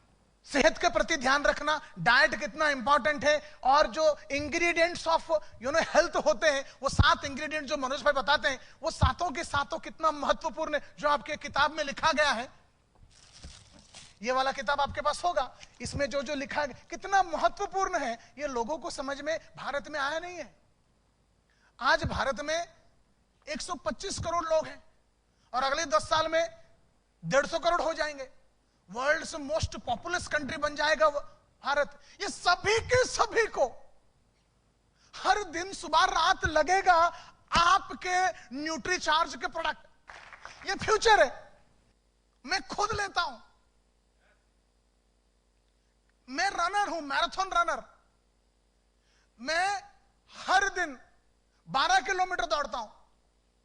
साल में 5 बार 42 किलोमीटर का रेस दौड़ता हूं। मेरा खुद का कहानी ऐसा है कि आज से 7-8 साल पहले मैं जाता था, दौड़ता था, 6 किलोमीटर के बाद मैं थक जाता था, और इतना ज्यादा थक जाता था। और मैं गोल बना के रखा हूं, मैं मोटिवेटर हूं, मैं ट्रेनर हूं, लोगों को सिखाता हूं, मैं 10 का रोज में दौड़ूंगा, ऐसा मैं प्रतिज्ञा करके निकल। 6 में थक गया, 6 के बाद अपने आप को खींचता था। मैं खींचने के वजह से मेरा 10 किलोमीटर तो कंप्लीट होता था। आज से 7 साल पहले की बात कर रहा हूं, मगर साथ में सरदर्द होता था, साथ में मेरा स्पीड मार खाता था, साथ में ये जॉइंट्स में पेन होते थे। अगले दिन वापस जाता था, खींचता था, दौड़ लेता था, मगर बीमार पड़ चुका था। तृप्ति भंडारी एक डाइटिशियन है बॉम्बे की, लोखंडवाला में, उसका पिंक बोल के जगह, मतलब बहुत अच्छी है, तुम जाके उसको मिलो। उसको जाके मिला मैंने, तो तृप्ति ने मेरे को बोला कि तुम्हारा डाइट का पैटर्न में प्रॉब्लम है। तो उसने बोला ये ऐसा ऐसा खाओ, तुम्हारा प्रोटीन के इंटेक बढ़ाओ, तुम्हारा विटामिन का इंटेक बढ़ाओ, तुम्हारा क्या बोलते हैं मिनरल्स का इंटेक बढ़ाओ, तुम्हारा वैसा उसने पूरा बताया। और उसके अंदर ये माइक्रो न्यूट्रिएंट्स का इंटेक बढ़ाया और विटामिन कैसा बढ़ा। और वो खाते वक्त, वो लेने से पहले मैंने बोला कि ये सब मैं अगर लूं तो कल दौड़ने से मेरे को सरदर्द नहीं होगा। बोलते नहीं होगा। बोला पक्का? बोला पक्का। और अगला दिन जब मैं खा के दौड़ा तो मेरे को सचमुच सरदर्द नहीं हुआ। और उस दिन से लेके मैं मेरा डाइट को बदल चुका। ये इसलिए क्योंकि मैं रेगुलर खाना और न्यूट्रिशन वाला खाना, इन दोनों के बीच में फर्क समझ चुका हूं। ये चीज ज्यादातर लोग समझ नहीं पाएंगे। ज्यादातर लोग कमजोर होते हैं, ज्यादातर लोगों का जिंदगी में उनके बॉडी के प्रॉब्लम्स होते हैं। बीमार पड़ना न्यूट्रिशन ना होने की संकेत है। तो ये फ्यूचर है। तो आप फ्यूचर के साथ जुड़े हो। मैं जब छोटा बच्चा था, बड़ी शरारत करता था, जैसा आप लोग करते थे। मेरे घर में रायगढ़ गांव में, उड़ीसा में, मेरे पिताजी होते थे, मम्मी होती थी, बड़ा भाई, बहन में सबसे छोटा। हमारे घर का सबसे समझदार, सबसे अक्लमंद, सबसे बुद्धिमान, जिनको दुनिया का ज्ञान था, मालूम था, समझ था, जो सारे फैसलाएं करते थे। हमारे घर के सबसे बड़े होते थे मेरे डैडी, मेरे पिता। टीवी में बराबर वो एंटीना को पकड़ना वगैरह वो चलाते थे। घर का सबसे समझदार, अक्लमंद, बुद्धिमान, ज्ञानी पुरुष, सब फैसला करने वाला कौन थे मेरे बचपन में मेरे घर में? मेरे पिता। आज मैं बाप बन गया हूं। मेरे घर में भी एक बेटा है, 10, 12, 14 साल का। जानते हो मेरे घर का सबसे समझदार, अक्लमंद, ज्ञानी, महापुरुष, जिसको कंप्यूटर आता है, मोबाइल आता है, चलाना आता है, इंटरनेट डाउनलोड, गाना बीना सब समझता है, ये हमारे घर में कौन है? हाँ, मेरा बेटा। मेरा जिंदगी का हाल देखो, पूरे बचपन में बाप का राज चलता था, आज मैं बाप बन गया हूं तो बच्चे का राज चलता है। मेरा औकात ही क्या?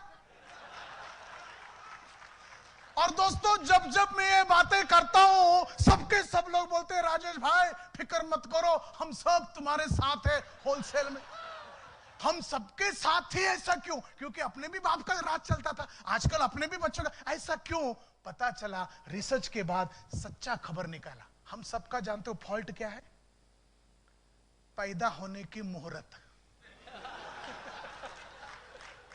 जिस किसी ने वो मुहूर्त में पैदा हुआ, उन सबके साथ हाल है। और मुहूर्त है 1950 से सन 2000।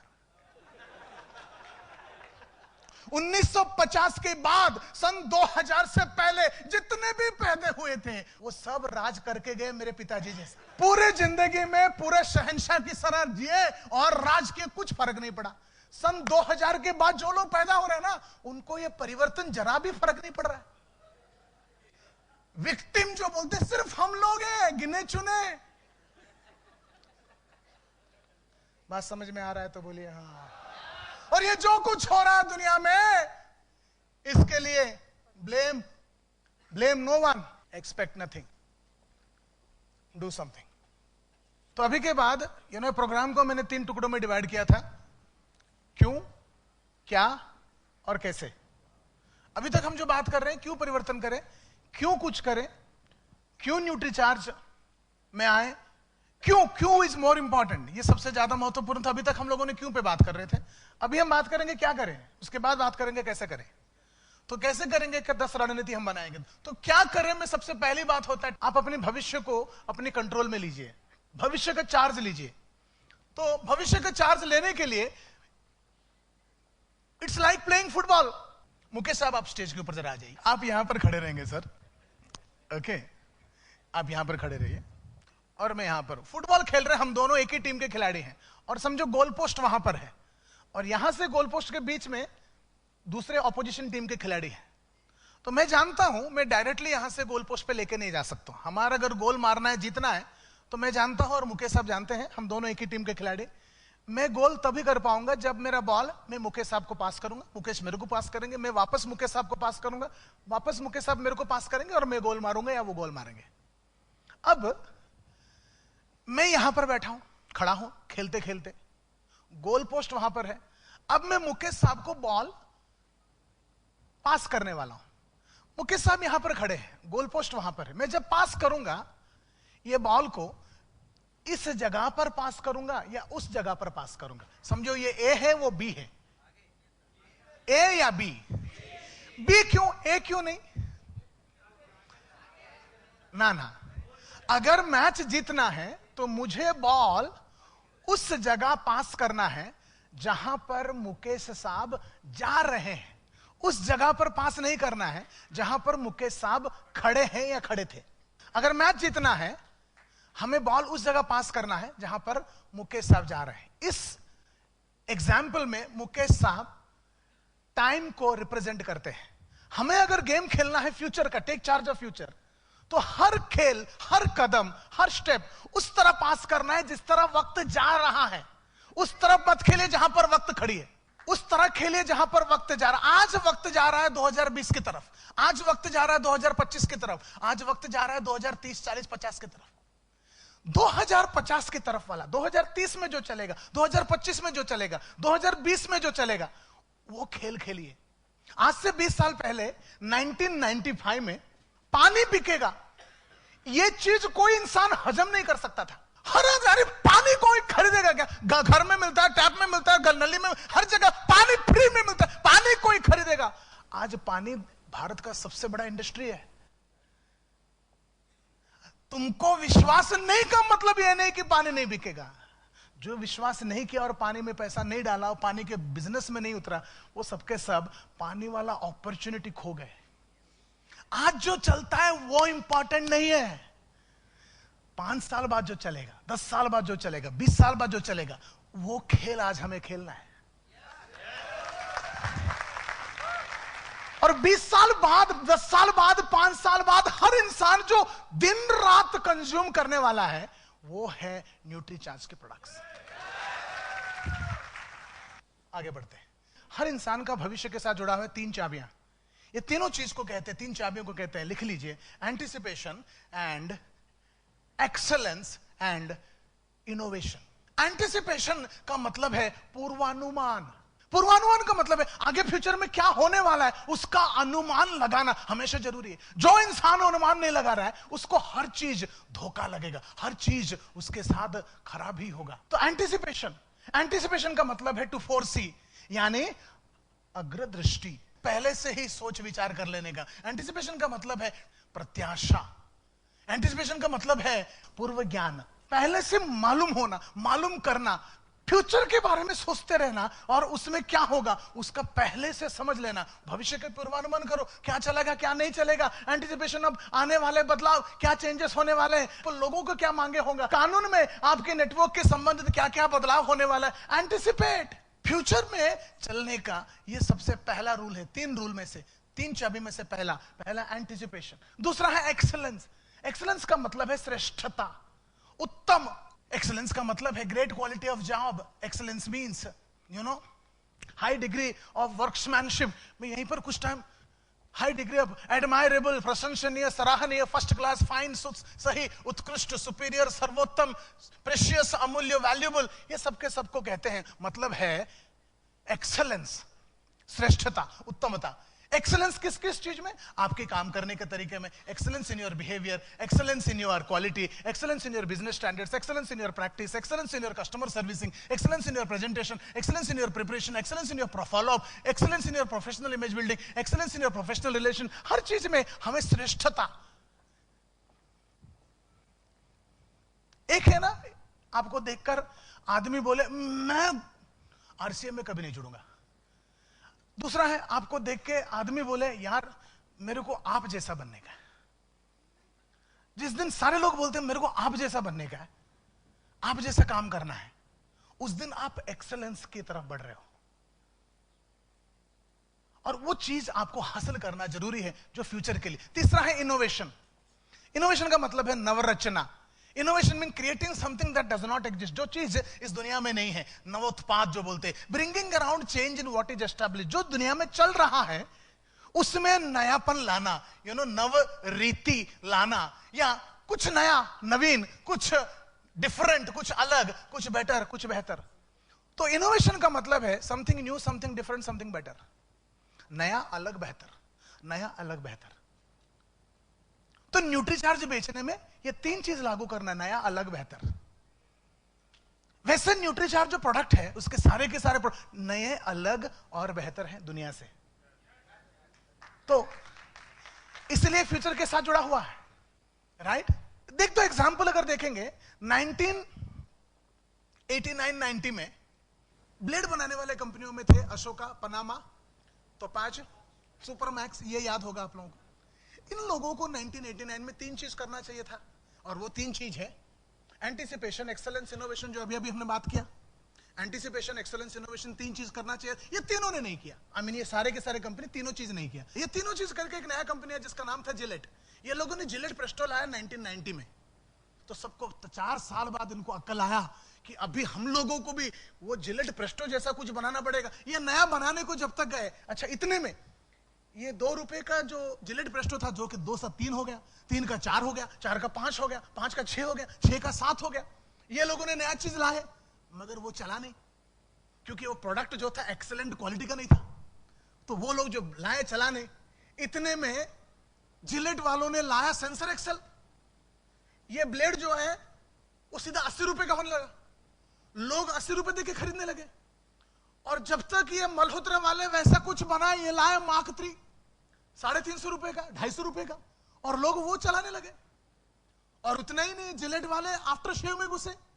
ये डेटॉल जो 60 रुपए का बोतल था उसके जगह वही साइज का 300 रुपए का आफ्टर शेव बोतल, उसको ऐसे सीधा लगाओ, ऐसा कर दो, बस हो गया। उतना ही नहीं, ये पाल्मोलिव का, गोदरेज का जो साबुन था उसके अंदर घुसे, फोम का बोतल लाया 200 रुपए का। 1989 में जानते हो एक ब्लेड का कीमत कितना था ना बेटा?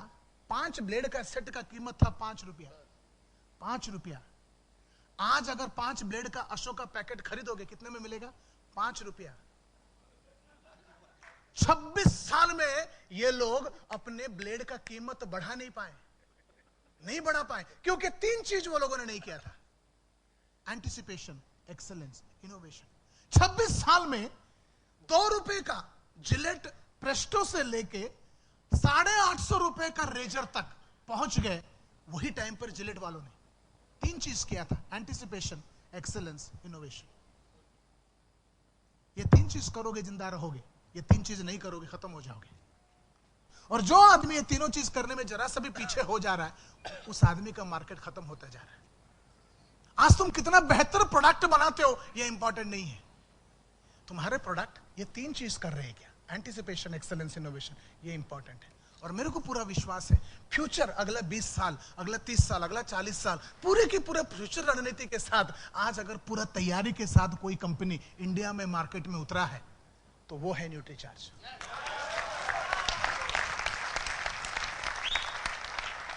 सौभाग्य है आपका कि आप लोग आरसीएम में जुड़े थे। सौभाग्य है, मैं बहुत जबरदस्त फैसला बोलूंगा, आरसीएम मैनेजमेंट का न्यूट्रीचार्ज के साथ जुड़ना, और बड़ा जबरदस्त फैसला न्यूट्रीचार्ज का आरसीएम के साथ जुड़ना। ये जो कॉम्बिनेशन है, ये जो मुलाकात है, मिश्रण है, बड़ा जबरदस्त चीज है। ये कॉम्बिनेशन एकदम दुनिया का तूफानी नंबर 1 चीज है, और ये चीज को आप आगे बढ़ाइए। तो पहला लेसन होगा 2 प्रकार के, 2 types of understanding your main job. 2 kinds of networker ये होगा। पहला किस्म के नेटवर्कर को बोलेंगे हम लोग पास्ट बेस्ड नेटवर्कर, एंड दूसरे किस्म के नेटवर्कर को बोलेंगे future based networker. Fast based and future based दोनों प्रकार के नेटवर्कर के बीच में फर्क क्या है, डिफरेंस क्या है? नंबर 1, पहला डिफरेंस, फास्ट बेस्ड है network membership promoter, and future based है product consumption promoter. Number 2, past based है commission on joining, future based है कमीशन ऑन कंजम्पशन। कमाई जो है पहले ज्वाइनिंग में होता था, फ्यूचर में जो चलेगा वो जुड़ने पर नहीं मिलेगा कमीशन, कंजम्पशन, प्रोडक्ट इस्तेमाल करके खरीदते वक्त, यूज करते वक्त कमीशन, दैट इज फ्यूचर। तीसरा, पास्ट बेस्ड ज्यादातर नेटवर्क लीडर होते थे मोटिवेटर, फ्यूचर बेस्ड होंगे एजुकेटर। पास्ट बेस्ड ज्वाइन करना सिखाना उनका काम था, फ्यूचर बेस्ड यूज करना सिखाना उनका काम है।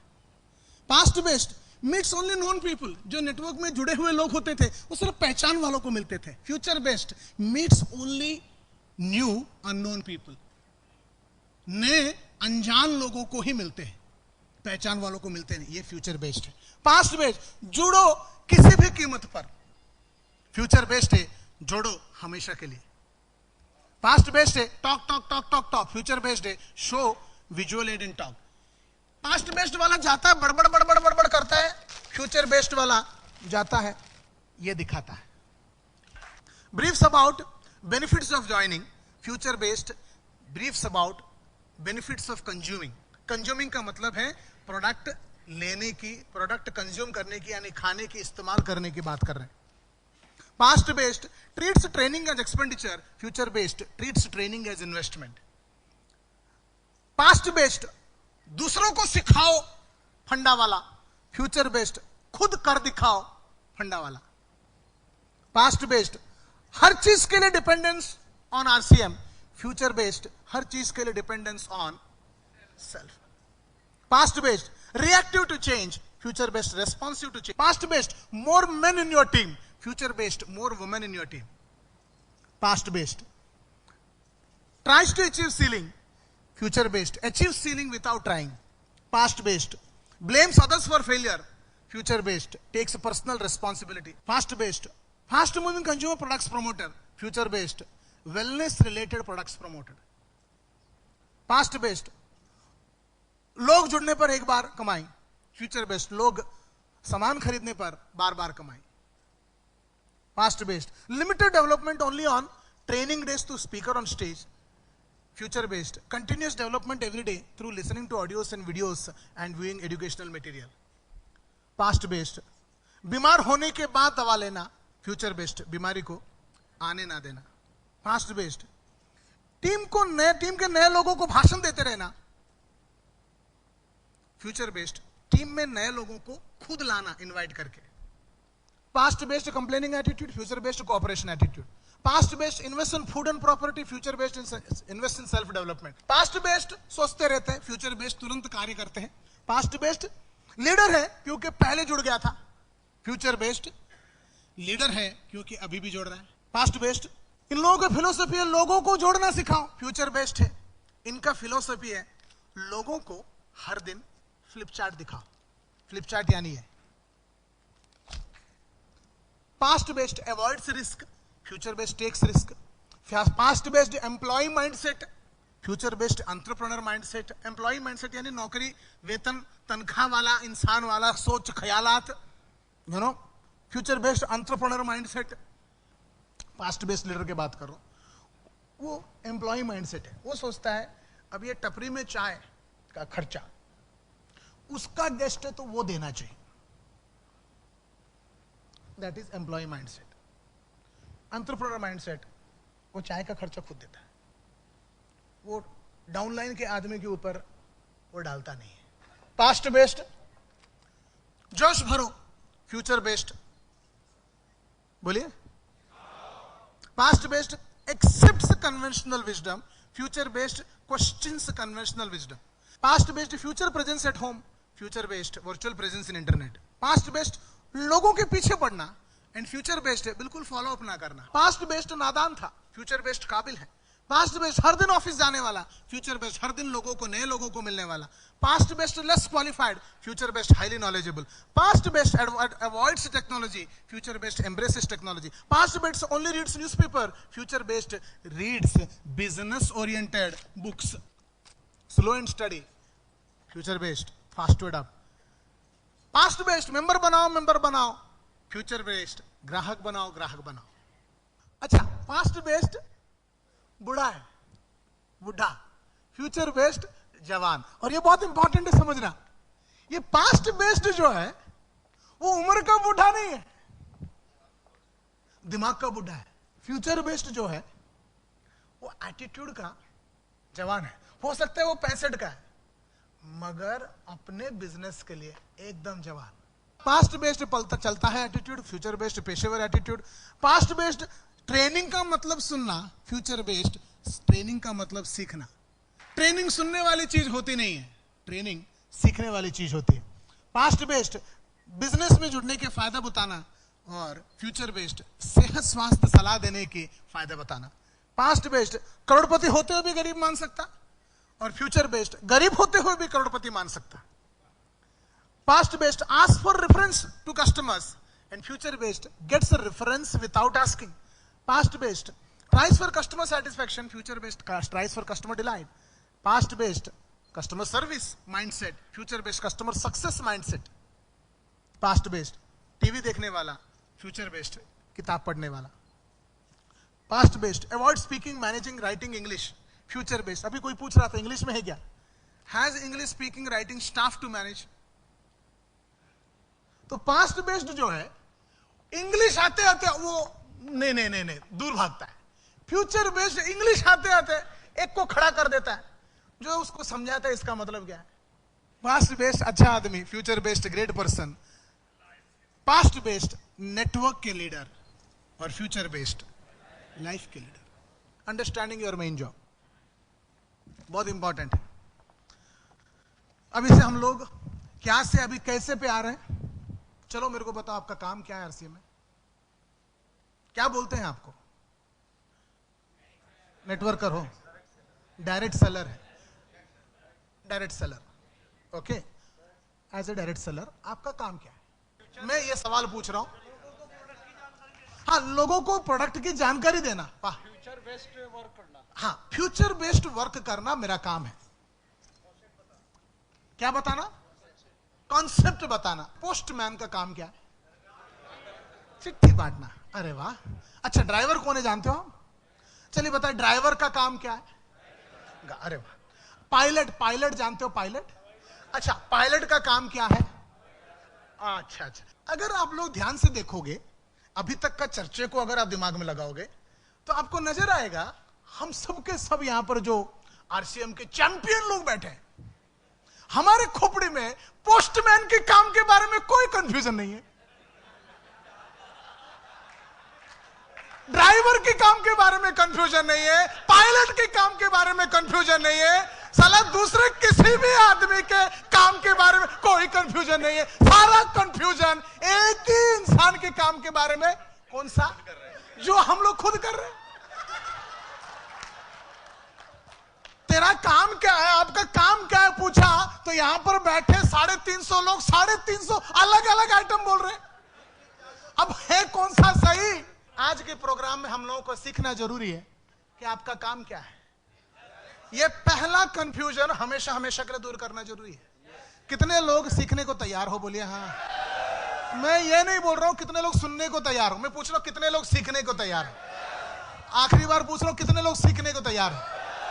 पहला लेसन यहां पर आज लेसन नंबर 9 है, आपका काम क्या है। इसको हम एक उदाहरण के जरिए सीखेंगे। आरसीएम क्रिकेट की तरह है। क्रिकेट ये ऐसा क्यों है? आरसीएम इज लाइक क्रिकेट ऐसा क्यों है? क्योंकि क्रिकेट 2 टीम के बीच में खेला जाता है और आरसीएम 2 लोगों के बीच में खेला जाता है। क्रिकेट जीतने के लिए खेलते हैं, आरसीएम भी जीतने के लिए खेलते हैं। क्रिकेट में बहुत नियम है, आरसीएम में भी बहुत नियम है। क्रिकेट डे एंड नाइट खेलते हैं, आरसीएम भी लोग डे एंड नाइट खेलते हैं।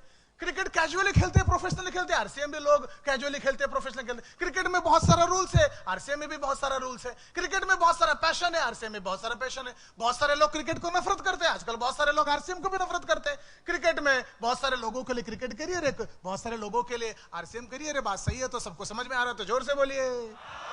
ये सबको कहते हैं समानता। क्या बोलते हैं? जोर से बोलिए। हाँ, ये क्रिकेट और आरसीएम के बीच में समानता है। अब समानता के साथ साथ, सिमिलैरिटीज के साथ साथ डिफरेंसेस भी है।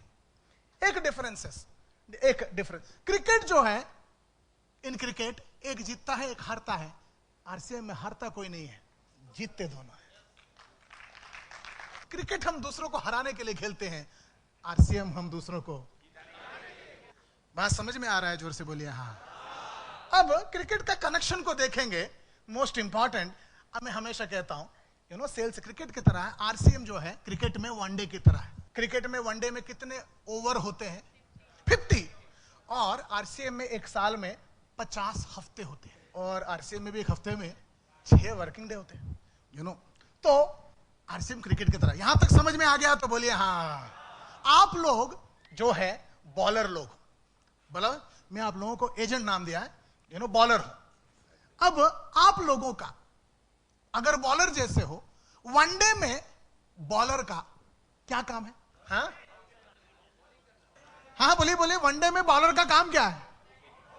बॉलिंग करना, विकेट निकालना, मैच जिताना, लाइन एंड लेंथ करना, रन रोकना, फील्डिंग भी करना, बैटिंग भी करना, मैन ऑफ द मैच बनने को कोशिश करना। ये सब वनडे में बॉलर का काम नहीं है।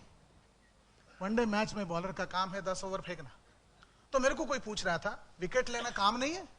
तो नहीं, काम नहीं, जिम्मेदारी है। काम नहीं है, विकेट लेना जिम्मेदारी है, मैच जिताना जवाबदारी है।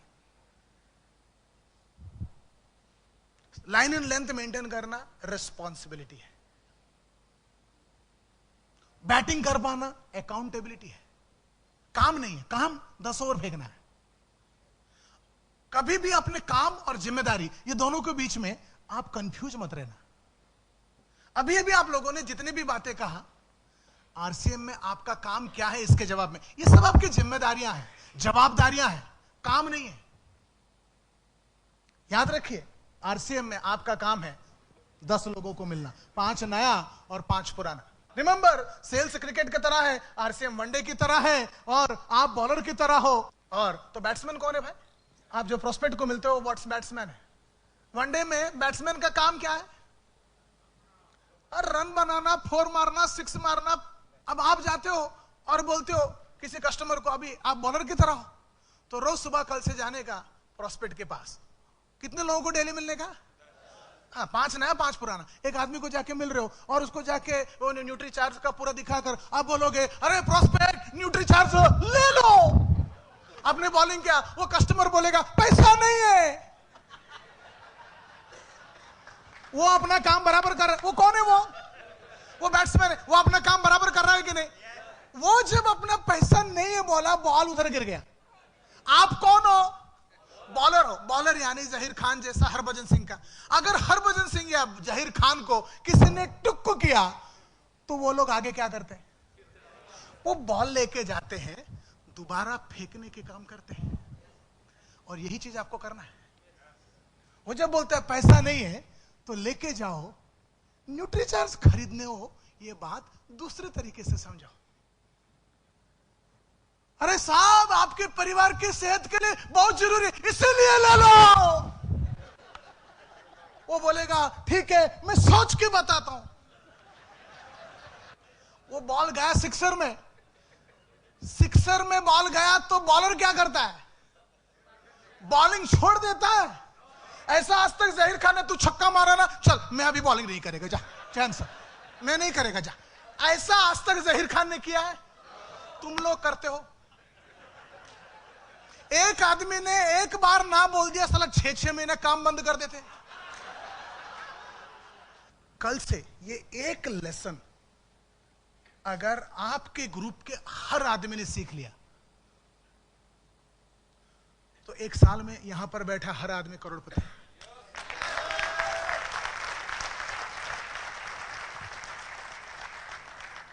इस चीज को और एक स्टेप आगे लेके जाते। एक ओवर में बॉलर का काम क्या है? एक ओवर में बॉलर का काम क्या है? अरे जोर से बोलिए, एक ओवर में बॉलर का काम क्या है? एक ओवर में बॉलर का काम क्या है? एक ओवर में बॉलर का काम क्या है? एक ओवर में बॉलर का काम क्या है? एक मुलाकात में आपका काम क्या है? एक ओवर में बॉलर का काम है 6 बॉल फेंकना। एक मुलाकात में आपका काम है 6 बार समझाना, 6 अलग अलग तरीके से समझाना। न्यूट्रीचार्ज आपके लिए कितना जरूरी है, 6 तरीके से समझाना, 6 उदाहरण के साथ समझाना, 6 कहानियों के साथ समझाना। अच्छा, एक बॉलर 10 ओवर करता है। आज तक की हिस्ट्री में कभी भी वनडे में एक ओवर को, एक बॉलर को 10 ओवर में 10 विकेट मिला है? नहीं मिलता है। यानी आप 10 लोगों को मिलोगे कि 10 के 10 खरीद लेंगे, ऐसा होने वाला नहीं है। ज्यादातर मैच में 10 ओवर फेंकने वाले को 1 या 2 विकेट मिलता है। आधा से ज्यादा मैच में 10 ओवर फेंकने वालों, आधा से ज्यादा बॉलर को 1 भी विकेट नहीं मिलता है, वो भी खिलाड़ी लोगों को। तो विकेट ना मिलना ओके है, इंसान ना खरीदना ओके है। ओके क्या नहीं है? तुम काम बंद कर देना ओके नहीं है। ज्यादातर लोग 1-2 मुलाकात के बाद काम बंद कर लेते हैं। इसलिए आप काम याद रखो। आपका काम क्या है? हाँ, आपका काम क्या है? अब ये 10 लोगों को मिलना जो है आपका काम, इसका सही वर्णन है व्हाट इज योर जॉब का। यू नो जॉब ऑफ ए, आपको इसको कहते हैं 555 फॉर्मूला, जिसको हम कहते हैं 5 अपॉइंटमेंट 5 मीटिंग 5 फॉलो अप हर दिन। 555 फॉर्मूला बोलते हैं। 5 appointment 5 meeting 5 formula. You know इसको आपका अगला है 5 अपॉइंटमेंट, यानी एक हफ्ते में 25 अपॉइंटमेंट 25 मीटिंग 25 फॉलो, यानी एक महीने में 100 अपॉइंटमेंट 100 मीटिंग 100 फॉलो। ये आपका काम है। और एक साल में 1000 अपॉइंटमेंट 1000 मीटिंग 1000 फॉलो, ये आपका काम है। कोई कंफ्यूजन है? मैं बोलता क्या हूं, बड़ा सिंपल सा फंडा है। आपका काम है सालाना 1000 लोगों को जाके पूरा किताब दिखा के आने का। कंफ्यूजन है? जो आदमी 1000 को दिखाने को तैयार नहीं है उसको जोड़ो ही मत। यानी आज के बाद आपके टीम में जो कोई है वो वही है जो 1000 लोगों को दिखाने को तैयार है। उससे पहले आज के बाद आप लोग 1000 लोगों को दिखाना शुरू करो। आप खुद 1000 को दिखाना स्टार्ट करो। नेटवर्क मार्केटिंग बहुत खूबसूरत काम है। ऊपर वाला जो करता है वही चीज डुप्लीकेट होता है। आपके टीम में हर इंसान, आपके पास एक ही चीज सीखना चाहिए, 1000 को सालाना दिखाना, 1000 को दिखाना। ये एक चीज सीखना चाहिए और यही करोड़पति बनने का रास्ता है। 7वां लेसन है, ये एक संदेश वाला कार्य है। Communication business, communication game. भाषा का प्रयोग, क्या आप बोलते हो, क्या आप उसका मतलब निकलता है, इसका बहुत ध्यान से संभाल कर इस बिजनेस में करना जरूरी है। Number 6, RCM is a numbers game. ये गेम खेलते हैं हम लोग, और ये गेम खेलने के लिए मैं चाहता हूं कि आप में से करीबन 5 लोग स्टेज के ऊपर आओ। अब ये आदमी कैप्टन बन गया, जोरदार तालियां। इधर आ जाओ भाई, इधर आ जाओ। बाकी सब लोग यहां पर आ जाओ, ऐसे लाइन में खड़े हो जाओ। रत्नेश जब गेम खेल रहे हैं, इस खेल से कुछ सीखने को कोशिश कर रहे हैं, और ध्यान देना कि क्या गेम में हो रहा है। आपका काम है, ये सब बॉल आपके पास पड़े, इसके अंदर डालते रहना, जितना जल्दी हो सके। शुरू कर लो। 1 में से 0, 2 में से 0, 10 में से 0, जल्दी जल्दी। 11 में से 0, 12 में से 1, 13 में से 1, 14 में से 1, 27 में से 3, 28 में से 3, 31 में से 4, 32 में से 5, 69 में 12, 70 में 12, 83 में 15, 88 में 16, 103 में 19, 104 में 19। जोरदार तालियां हो जाए रत्नेश को। अब रुक जा बेटा, क्या सीखने को मिला, कोई बता सकता है? जितना ज्यादा लोगों को, अब ये फेंका यानी किसी से मुलाकात किया और उसको बोला न्यूट्रीचार्ज ले ले। जो बकेट में गिरा उसने ले लिया, जो बकेट में नहीं गिरा वो नहीं लिया। इसने क्या किया, ये गेम बोलते बोलते बॉल उठाया, फेंकता गया, फेंकता गया, फेंकता गया, फेंकता गया, फेंकता गया, रुका ही नहीं जब तक रोका नहीं। आरसीएम का खेल आपको एग्जैक्टली ऐसा खेलना है। कैसा खेलना है? जैसा रत्नेश ने खेला। हाँ, कैसा रत्नेश ने नहीं खेला वो भी ध्यान देते हैं। रत्नेश ने पहला बॉल इसको फेंका था,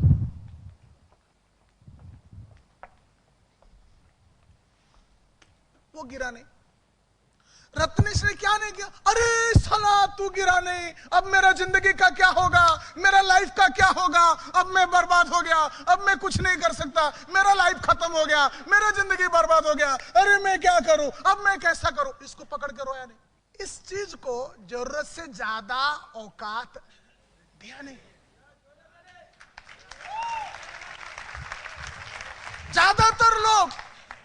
ज्यादातर लोग आरसीएम में इसको पकड़ के जिंदगी बर्बाद कर लेते।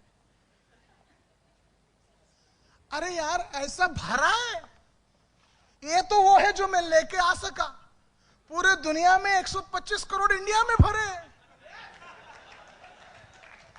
ये हाँ बोला या ना बोला, ये सोचूंगा बोला, ये पैसा नहीं है बोला, या बाद में आओ बोला, या बाद में सोच के बताता हूं बोला, या पूछ के इसने जो कुछ बोला उससे अपने बिजनेस का क्या लेना देना। ज्यादातर लोग अपना फ्यूचर इस आदमी के हाथ में डाल देते हैं। याद रखिए, आरसीएम एक आंकड़ों वाला कार्य है, और इस कार्य में आपका काम है फेंकते रहने का। बस आपका काम है और दिखाओ और दिखाओ और दिखाओ और दिखाओ और दिखाओ और दिखाओ। यह है आंकड़ों वाला गेम। लेसन नंबर 5, एडवोकेट इन न्यूट्रीचार्ज एजुकेशन, ये लेसन नंबर 5 है। विजुअल एड होना हमारे कंपनी के लिए एकदम सौभाग्य की बात है।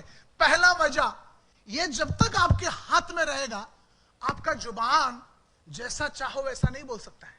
जब आप दिखा के बोल रहे हो वही बोलोगे जो यहां लिखा है। 100, 150, 200 को बोलते बोलते इसमें जो लिखा है वो आपके जबानी हो जाएगा, और इसमें बहुत शुद्ध भाषा में सही चीज लिखा है और यही बोलना है। नंबर 2, आपके कंपनी में 10,000 हो, 10 लाख हो या 10 करोड़ हो, हर आदमी को same to same uniformity maintain करना पॉसिबल है। जब तक ये चीज दिखाया जा रहा है, जब तक इंसान अपनी जबान से बोल रहा है, अपने दिमाग से बोल रहा है, वो कुछ भी बोल सकता है। ये दिखाकर कुछ भी नहीं बोल सकता है, ये दिखाकर वही बोलेगा। अब इस बिजनेस में आपका चुनौती ऐसा है कि मेरे को कोई एक गेम खेलने के लिए पार्टिसिपेंट चाहिए। आ जाओ आ जाओ। ये आपका टीम में जुड़ा होना है। आप कौन है? अपलाइन हो या सीनियर हो, तो बोलने का बेटा क्या नाम है तेरा? शरद। अब तुम मेरा डाउनलाइन है, ओके ना?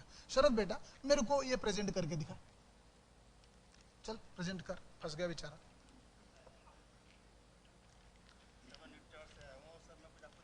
हाँ हाँ बोलिए। हाँ हाँ आपके खाने की जो डाइट है, हाँ उसके लिए आप कंपलसरी हैं, जरूरी हैं। हाँ जो हमें खाने से नहीं मिल पाता, हाँ वो इस चीज को लेके आप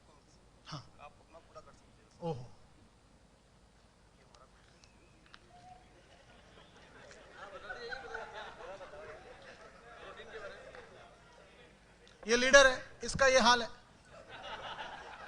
आप समझ लो तुम्हारे टीम के लोगों का क्या हाल है। लीडर का ये हाल है। अलग पूरी जिंदगी में आज तक खोल के किसी को दिखाया नहीं है। बात ऐसा है, ये आदमी ने दिखाया नहीं, ये बात मेरे को 1 मिनट में मालूम पड़ गया। और ट्रेजेडी ये है कि साले तुम लोगों को मालूम ही नहीं पड़ता है। मेरे को ये आदमी ने आज तक दिखाया नहीं, ये कैसे मालूम पड़ा? ना, मैंने बोला मेरे को दिखा, मैंने बोला मेरे को दिखा, उसके हाथ में ये दे दिया, उसने शुरू किया दिखाना। और ये आपका डेवलपमेंट यानी प्रगति यानी विकास का पहला सीढ़ी है। उसके बाद आपका काम है इसको पकड़ के उसको दिखाना। देख बेटा, रूल नंबर 1, किताब को कभी ऐसा नहीं रखने का, किताब को हमेशा ऐसा रखने का। रूल नंबर 2, आपके हाथ में पेन होना चाहिए और ये दिखाकर आपके जुबान में जो आया वो बोलने का नहीं। ठीक से नहीं आया चलेगा। सर नमस्कार, Nutricharge world class health supplement company की तरफ से मैं आपका स्वागत करता हूं। हमारे कंपनी के ब्रांड एम्बेसडर जो है अमिताभ बच्चन जी है। ये कहते हैं कि ये चीज आप इस्तेमाल करिए, इसीलिए मैं आपको बताने आया हूं। ये पहला डायलॉग है। और उसके बाद इसको आपने पलटी मारा। उसके बाद यहां पर जो लिखा है वो ही पढ़ना है। उसके बाद यहां पर जो लिखा है वो ही पढ़ना है। यहां पर जो लिखा है वही पढ़ना है। हर पन्ना दिखा दिखा कर पढ़ के उसको बता, ऐसा कर। समझ में आया? अब करके दिखा।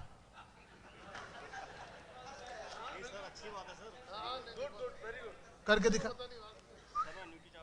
हाँ, कैसा पकड़ने को बोला? कैसा पकड़ने को बोला? हाँ, हाथ में क्या होना चाहिए? पकड़।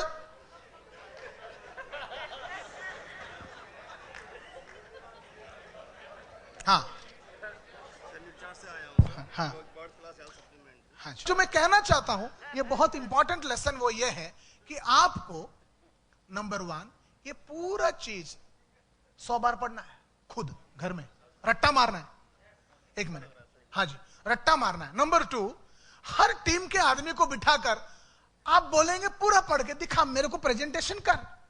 और वो प्रेजेंटेशन करने के बाद उसको बोलने का तुमने ये सुधार होना जरूरी है। और उसने वापस उससे करके दिखाओ, वापस करके दिखाओ। हर इंसान से 15, 20, 25, 30 बार करते करते वो दिखाने में माहिर हो जाएगा। तो ये विजुअल एड आपके टीम का हर इंसान इस्तेमाल करना चाहिए। Lesson number 4, RCM is a mental business. ये एक मानसिक कार्य है, मानसिक कार्य है। ये बिजनेस में ना बहुत सारा असर पड़ता है, लोग क्या बोलते हैं उसके ऊपर। इस बिजनेस में आपको एक शेयर की तरह बनना जरूरी। इस शेयर जो है, इसका खास बात ऐसा है, इसको जितने भी मारो ना, ये दोबारा बाउंस करता है। और आप लोगों को ऐसा करना जरूरी है, आपके टीम के सभी लोगों को करना जरूरी। आप इंसान को मिलोगे, किसी प्रॉस्पेक्ट को जाके मिलोगे, उसको बोलोगे न्यूट्रीचार्ज खरीद लो, जवाब क्या होगा? ये जो कस्टमर एक एक बातें बोलता है ना, वो सबके सब मार की तरह पड़ता है। पैसा नहीं है, बाद में आओ, सोच के बताता हूं, ठीक है, कभी देखा नहीं है, कभी सुना नहीं है, क्या गारंटी है, सचमुच अच्छा होगा क्या फायदा है, मगर ऐसा नहीं हुआ तो वो नहीं। ये सब कस्टमर जो बोल रहा है वो सब आपको गिराने की कोशिश, न्यूट्रीचार्ज से, आरसीएम से छुड़ाने की कोशिश। और ये बिजनेस में सबसे ज्यादा जरूरी है बाउंसिंग बैक एबिलिटी। आदमी आपको कितने भी बार गिराए, आपका दम होना चाहिए दोबारा खड़ा होने का। और जिस इंसान के शरीर के अंदर दम नहीं है वो गिर के रह जाता है। इस टॉय में भी अगर हवा निकाल दिया, ये गिर के रह जाएगा। जब तक हवा है भरा हुआ, तब तक ये बाउंस बैक करेगा।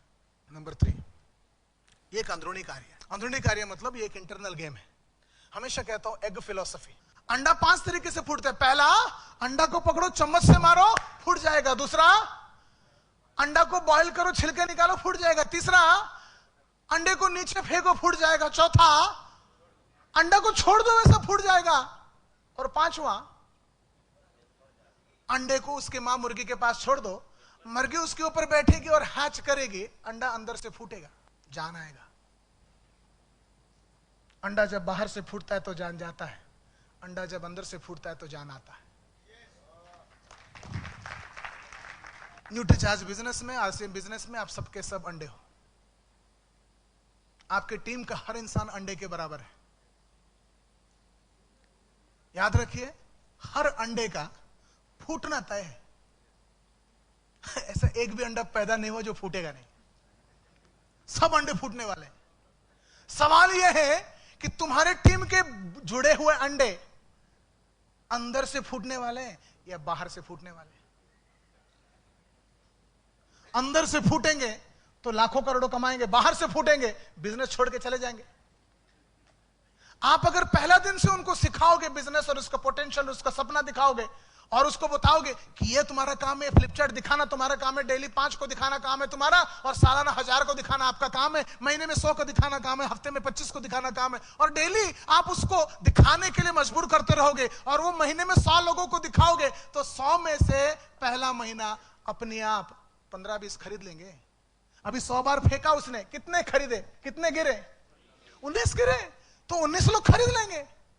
उसका काम है 100 को दिखाना, उसका काम है सालाना 1000 को दिखाना, 1000 को दिखाएंगे 200 खरीद लेंगे, और जो एक बार खरीदना स्टार्ट किया वो बार बार खरीदता रहेगा और आपका कस्टमर बेस बनता रहेगा, आजीवन आप पैसा कमाते रहेंगे। लेसन नंबर 2, ये एक प्रोटेक्शन बिजनेस है। कोई 5 लोग चाहिए स्टेज के ऊपर गेम खेलने के लिए। आरसीएम का बिजनेस, न्यूट्रीचार्ज का बिजनेस इन ताश के पत्तों की तरह है। क्या सचमुच आप कल से काम करने वाले हो? सालाना 1000 को मिलने वाले हो? हाँ या ना? पक्का? आप सचमुच सालाना 1000 को मिलने वाले हो? पक्का? सालाना 1000 आप लोग सचमुच मिलने वाले हो? सालाना 1000। इस सालाना 1000 को मिलोगे तो आपको समझ में आएगा कि आप जिन लोगों को मिलते हो, दुनिया के लोग, ये 4 जात के होते हैं। जिस तरह ये पत्तों के अंदर 4 जात होते हैं, ऐसा दुनिया में जो पब्लिक है वो 4 जात। पहला जात ये जात है, कौन सा जात है भाई?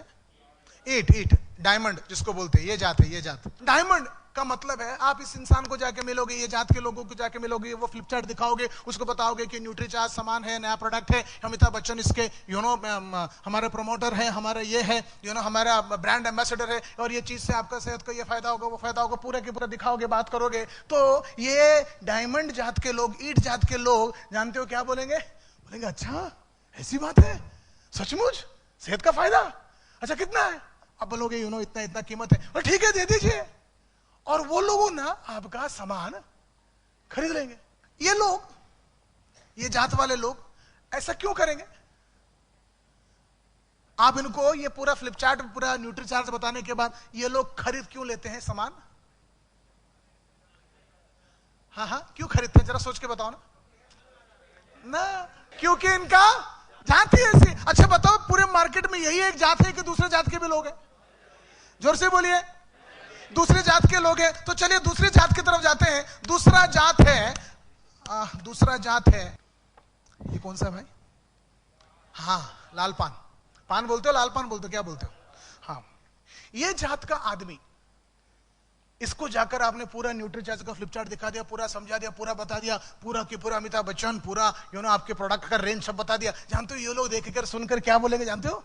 बोलेंगे अच्छा ऐसी बात है, पक्का खरीदेंगे, तुम्हारे पास ही खरीदेंगे, मां कसम खरीदेंगे, गारंटेड खरीदेंगे। मगर बाद में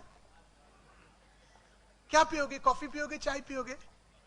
कुछ पी लो ना प्लीज, पी के जाओ ना, खा के जाओ ना। ये लोग खिलाएंगे, ये लोग पिलाएंगे, ये अच्छे बातें करेंगे। अच्छा ये भी बोलेंगे मेरा 15-20 दोस्त है, उन लोगों को भी मैं बोलता हूं, उनसे भी खरीदवाता हूं, चलेगा क्या? आप लोग क्या बोलोगे? हाँ, क्यों नहीं बोल के बड़े खुश हो जाओगे। मगर ये लोग बातें करेंगे, कॉफी पिलाएंगे, चाय पिलाएंगे, नाश्ता कराएंगे, सब बढ़िया बातें करेंगे, एक चीज नहीं करेंगे, क्या? सामान नहीं खरीदेंगे, बाकी सब करेंगे। ऐसे लोग भी आपके गांव में, दुनिया में है क्या? एक दो है कि बहुत सारे हैं? हाँ, बहुत सारे हैं। अच्छा ये लोग ऐसा क्यों करते हैं? क्योंकि इनका यही 2 जात के लोग हैं कि और भी जात के लोग हैं? और भी जात के लोग हैं। देखते चलते मिलते जाकर इन लोगों को भी नया जात को मिलते हैं। ये तीसरा जो जात है चिड़ी। हाँ, ये पहले दोनों लाल कलर के थे, ये पहली बार आपका मुलाकात हो रहा है काले के साथ। काला बड़ा खतरनाक होता है, बराबर है? ये काला आकर बोलता है, इसको जाकर मिलोगे, ये पूरा फ्लिपचार्ट बताओगे, अमिताभ सब बताओगे, सारे प्रोडक्ट रेंज वगैरह, इसमें फायदा बेदा बताओगे। ये सबसे पहले पूछेंगे गारंटी क्या है, तुमने लिया क्या, तुम मेरे को रिपोर्ट बताओ क्या फायदा हुआ, तुम मेरे को ये बताओ कि इसमें मैं लिया तो मेरे को क्या क्या फायदा होगा, लिख के दो। ये आप जितना इनको समझाने को दिखाने को जाओगे, ये सब के सब आपको ऐसे सिचुएशन में डालेंगे जो काम आप साबित नहीं कर सकते, कोशिश नहीं कर सकते, कर नहीं सकते।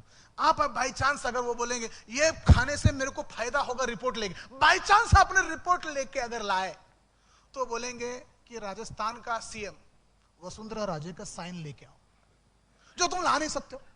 बाई चांस तुम वो लेके आ गए तो बोलेंगे नरेंद्र मोदी का साइन लाओ। अगर तुमने बाई चांस जो नहीं कर सकते हो वही बोलेंगे, अगर तुमने वो कर दिया तो बोलेंगे ये तो नरेंद्र मोदी है, तुम मेरे को बराक ओबामा का साइन लाओ। जो तुम लाने, अगर तुम बराक ओबामा का साइन लाए तो बोलेंगे ओसामा बिन लादेन का लाओ।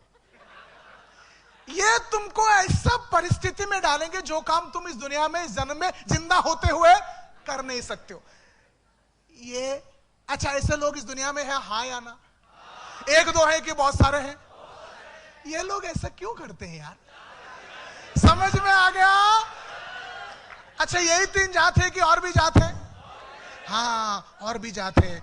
ये अगर ध्यान से देखोगे स्क्रीन के ऊपर, ये जो जात को देखोगे, ये जात एग्जैक्टली ऐसा है।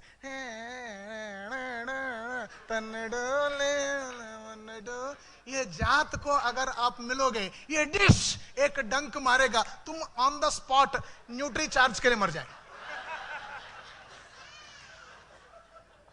ये लोग ज्यादा कुछ जानते ना, डंक मारना जानते। सबसे जहरीले, सबसे खतरनाक पूरे मार्केट में एक मुलाकात काफी है ये बिजनेस छोड़ने के लिए, ये जात। अच्छा, क्या तुम्हारे गांव में, तुम्हारे प्रदेशों में इस जात के लोग भी हैं, हाँ या ना? एक दो हैं कि बहुत सारे हैं? हाँ। ये लोग ऐसा डंक क्यों मारते हैं? क्योंकि इनका, हाँ, उससे कमाल की बात ऐसा है, बाहर से साले सब एक जैसे दिखते हैं।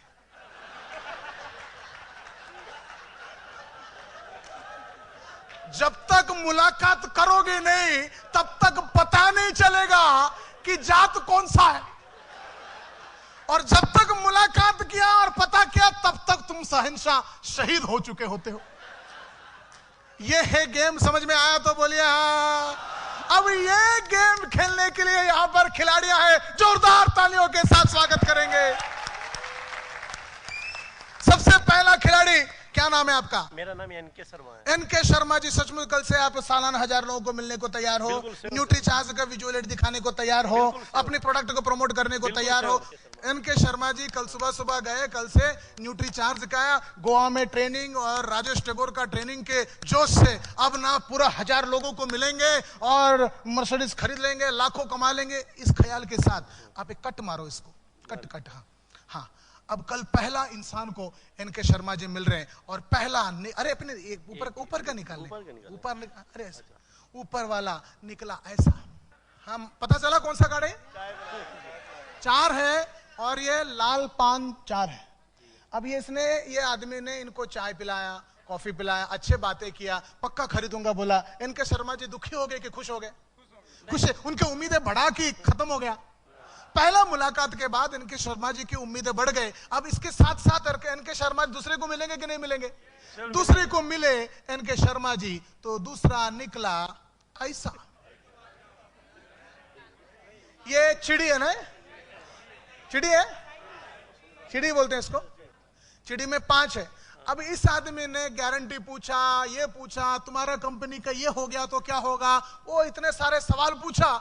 अब एनके शर्मा जी इस मुलाकात के बाद सोच रहे हैं कि न्यूट्री चार्ज में रहूं कि नहीं रहूं, मगर छोड़े नहीं है क्योंकि अभी तक डंक नहीं बजा है। अब आगे ये हालात में सुबह 2 को मिलने के बाद तुम्हारा मनस्थिति ऐसा है तो तीसरे को मिलोगे? बिल्कुल सर। कल से तुम तीसरे को मिलोगे? एनके शर्मा जी तीसरे को मिलते तो तीसरा क्या होता? तीसरा निकला ऐसा, फिर वही, मगर इसका इंटेंसिटी ज्यादा है, गुलाम है, ये जरा कैपेसिटी ज्यादा है। ये तीनों को मिलने के बाद आप एनके शर्मा को मिले रास्ते में, यार कैसा चल रहा है, क्या चल रहा है? तो एनके शर्मा जी क्या बोलते हैं, लोग कैसे हैं सर? सब लोग बोलते हैं गारंटी क्या है, सब लोग बोलते हैं तुम्हारा कंपनी ये हो गया तो वो हो गया तो, सब लोग बोलते हैं बीमार, सब लोग बोलते हैं ये कागज लाओ वो कागज लाओ, मैं क्या करूं? मिला कितने को अभी तक? 3 को, और ऑलरेडी दिमाग में बता दिया कि सब लोग ऐसे हैं। लोगों का यही प्रॉब्लम है। बात समझ में आ रहा है तो बोलिए हाँ। अब एनके शर्मा चौथे को मिलेंगे क्या? हाँ, चौथे को मिलते तो पता चलता कि दुनिया ऐसा है, चौथा ऐसा है।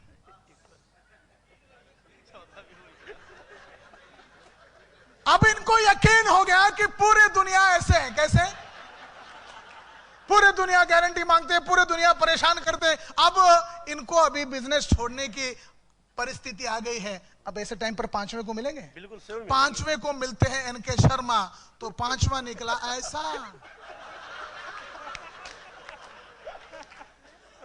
अब 4 जात के लोग हैं, ऐसा राजेश ठाकुर ने कहा था, मगर अभी तो पूरे गांव में यही जात दिखाई दे रहे हैं एनके शर्मा को। अब ये बिजनेस में रहेंगे कि छोड़ देंगे? आप होंगे कल के बाद ऐसा मुलाकात हुआ सचमुच जिंदगी में, तो आप बिजनेस में रहोगे कि छोड़ दोगे? तो एनके शर्मा छठे को मिल रहे हैं, तो छठा निकला ऐसा।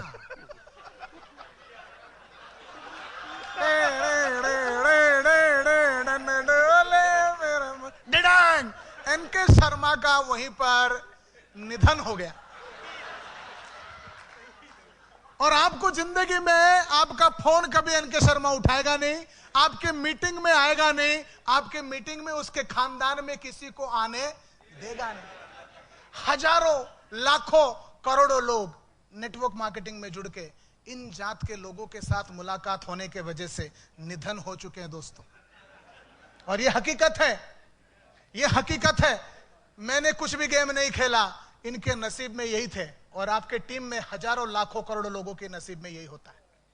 अब इनका मौत हो गया। आज पता चलेगा इतने सारे लोग जुड़ने के बाद गायब कहां हो जाते हैं। ऐसे ही होते हैं। यहाँ आपका नाम बताइए सर?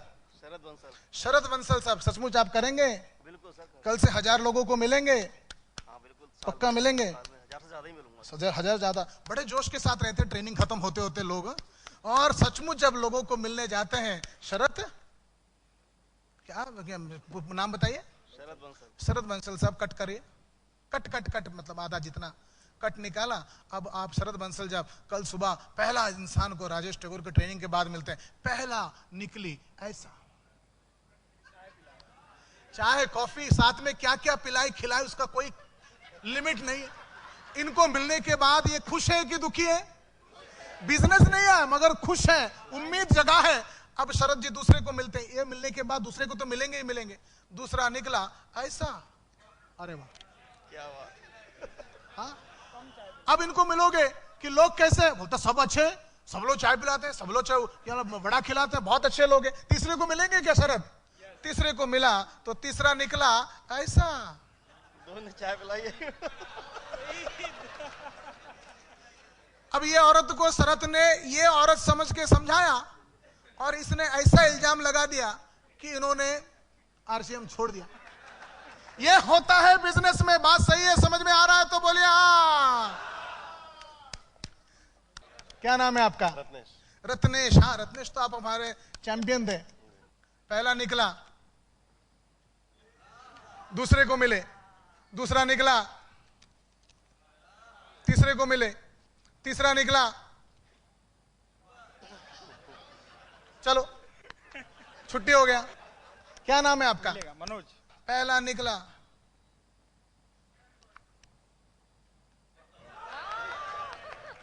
यानी ये जात वाले भी हैं। जोरदार तालियां मनोज को, इसको अभी कोई नहीं रोक सकता है। पांचवा रजन साहू, पहला निकला ऐसा, दूसरे को मिली रजन, दूसरा निकला ऐसा। बिजनेस में रहेगी कि छोड़ देगी? तीसरा निकला ऐसा। जोरदार तालियां रजन मैडम को। हाँ हाँ जी, क्या नाम है आपका? यस, पहले को मिले, दूसरे को मिले, दूसरा निकला ऐसा। अब ये मिलने के बाद ज्यादातर लोग बिजनेस छोड़ देंगे। आपका चुनौती है ऐसे इंसान को मिलने के बावजूद ये बिजनेस में टिके रहना। क्या आप लोग टिके रहोगे? यस। क्या आप लोग मेहनत करोगे? Yes. क्या आप लोग कामयाब बनोगे? Yes. क्या आप लोग आगे बढ़ोगे? Yes. क्या आप न्यूट्रीचार्ज की किताब दिखाओगे? Yes. क्या आप प्रोडक्ट प्रमोट करोगे? Yes. क्या आप आपकी टीम के सभी लोगों को न्यूट्रीचार्ज के इस्तेमाल दिखाओगे? Yes. क्या सभी लोगों को ये किताब दिखाना सिखाओगे? Yes. क्या सभी लोगों के साथ वक्त बिताओगे? Yes. क्या आप सक्सेसफुल बनोगे? Yes. क्या आप कामयाब बनोगे? क्या आप आज के प्रोग्राम में कुछ सीखे?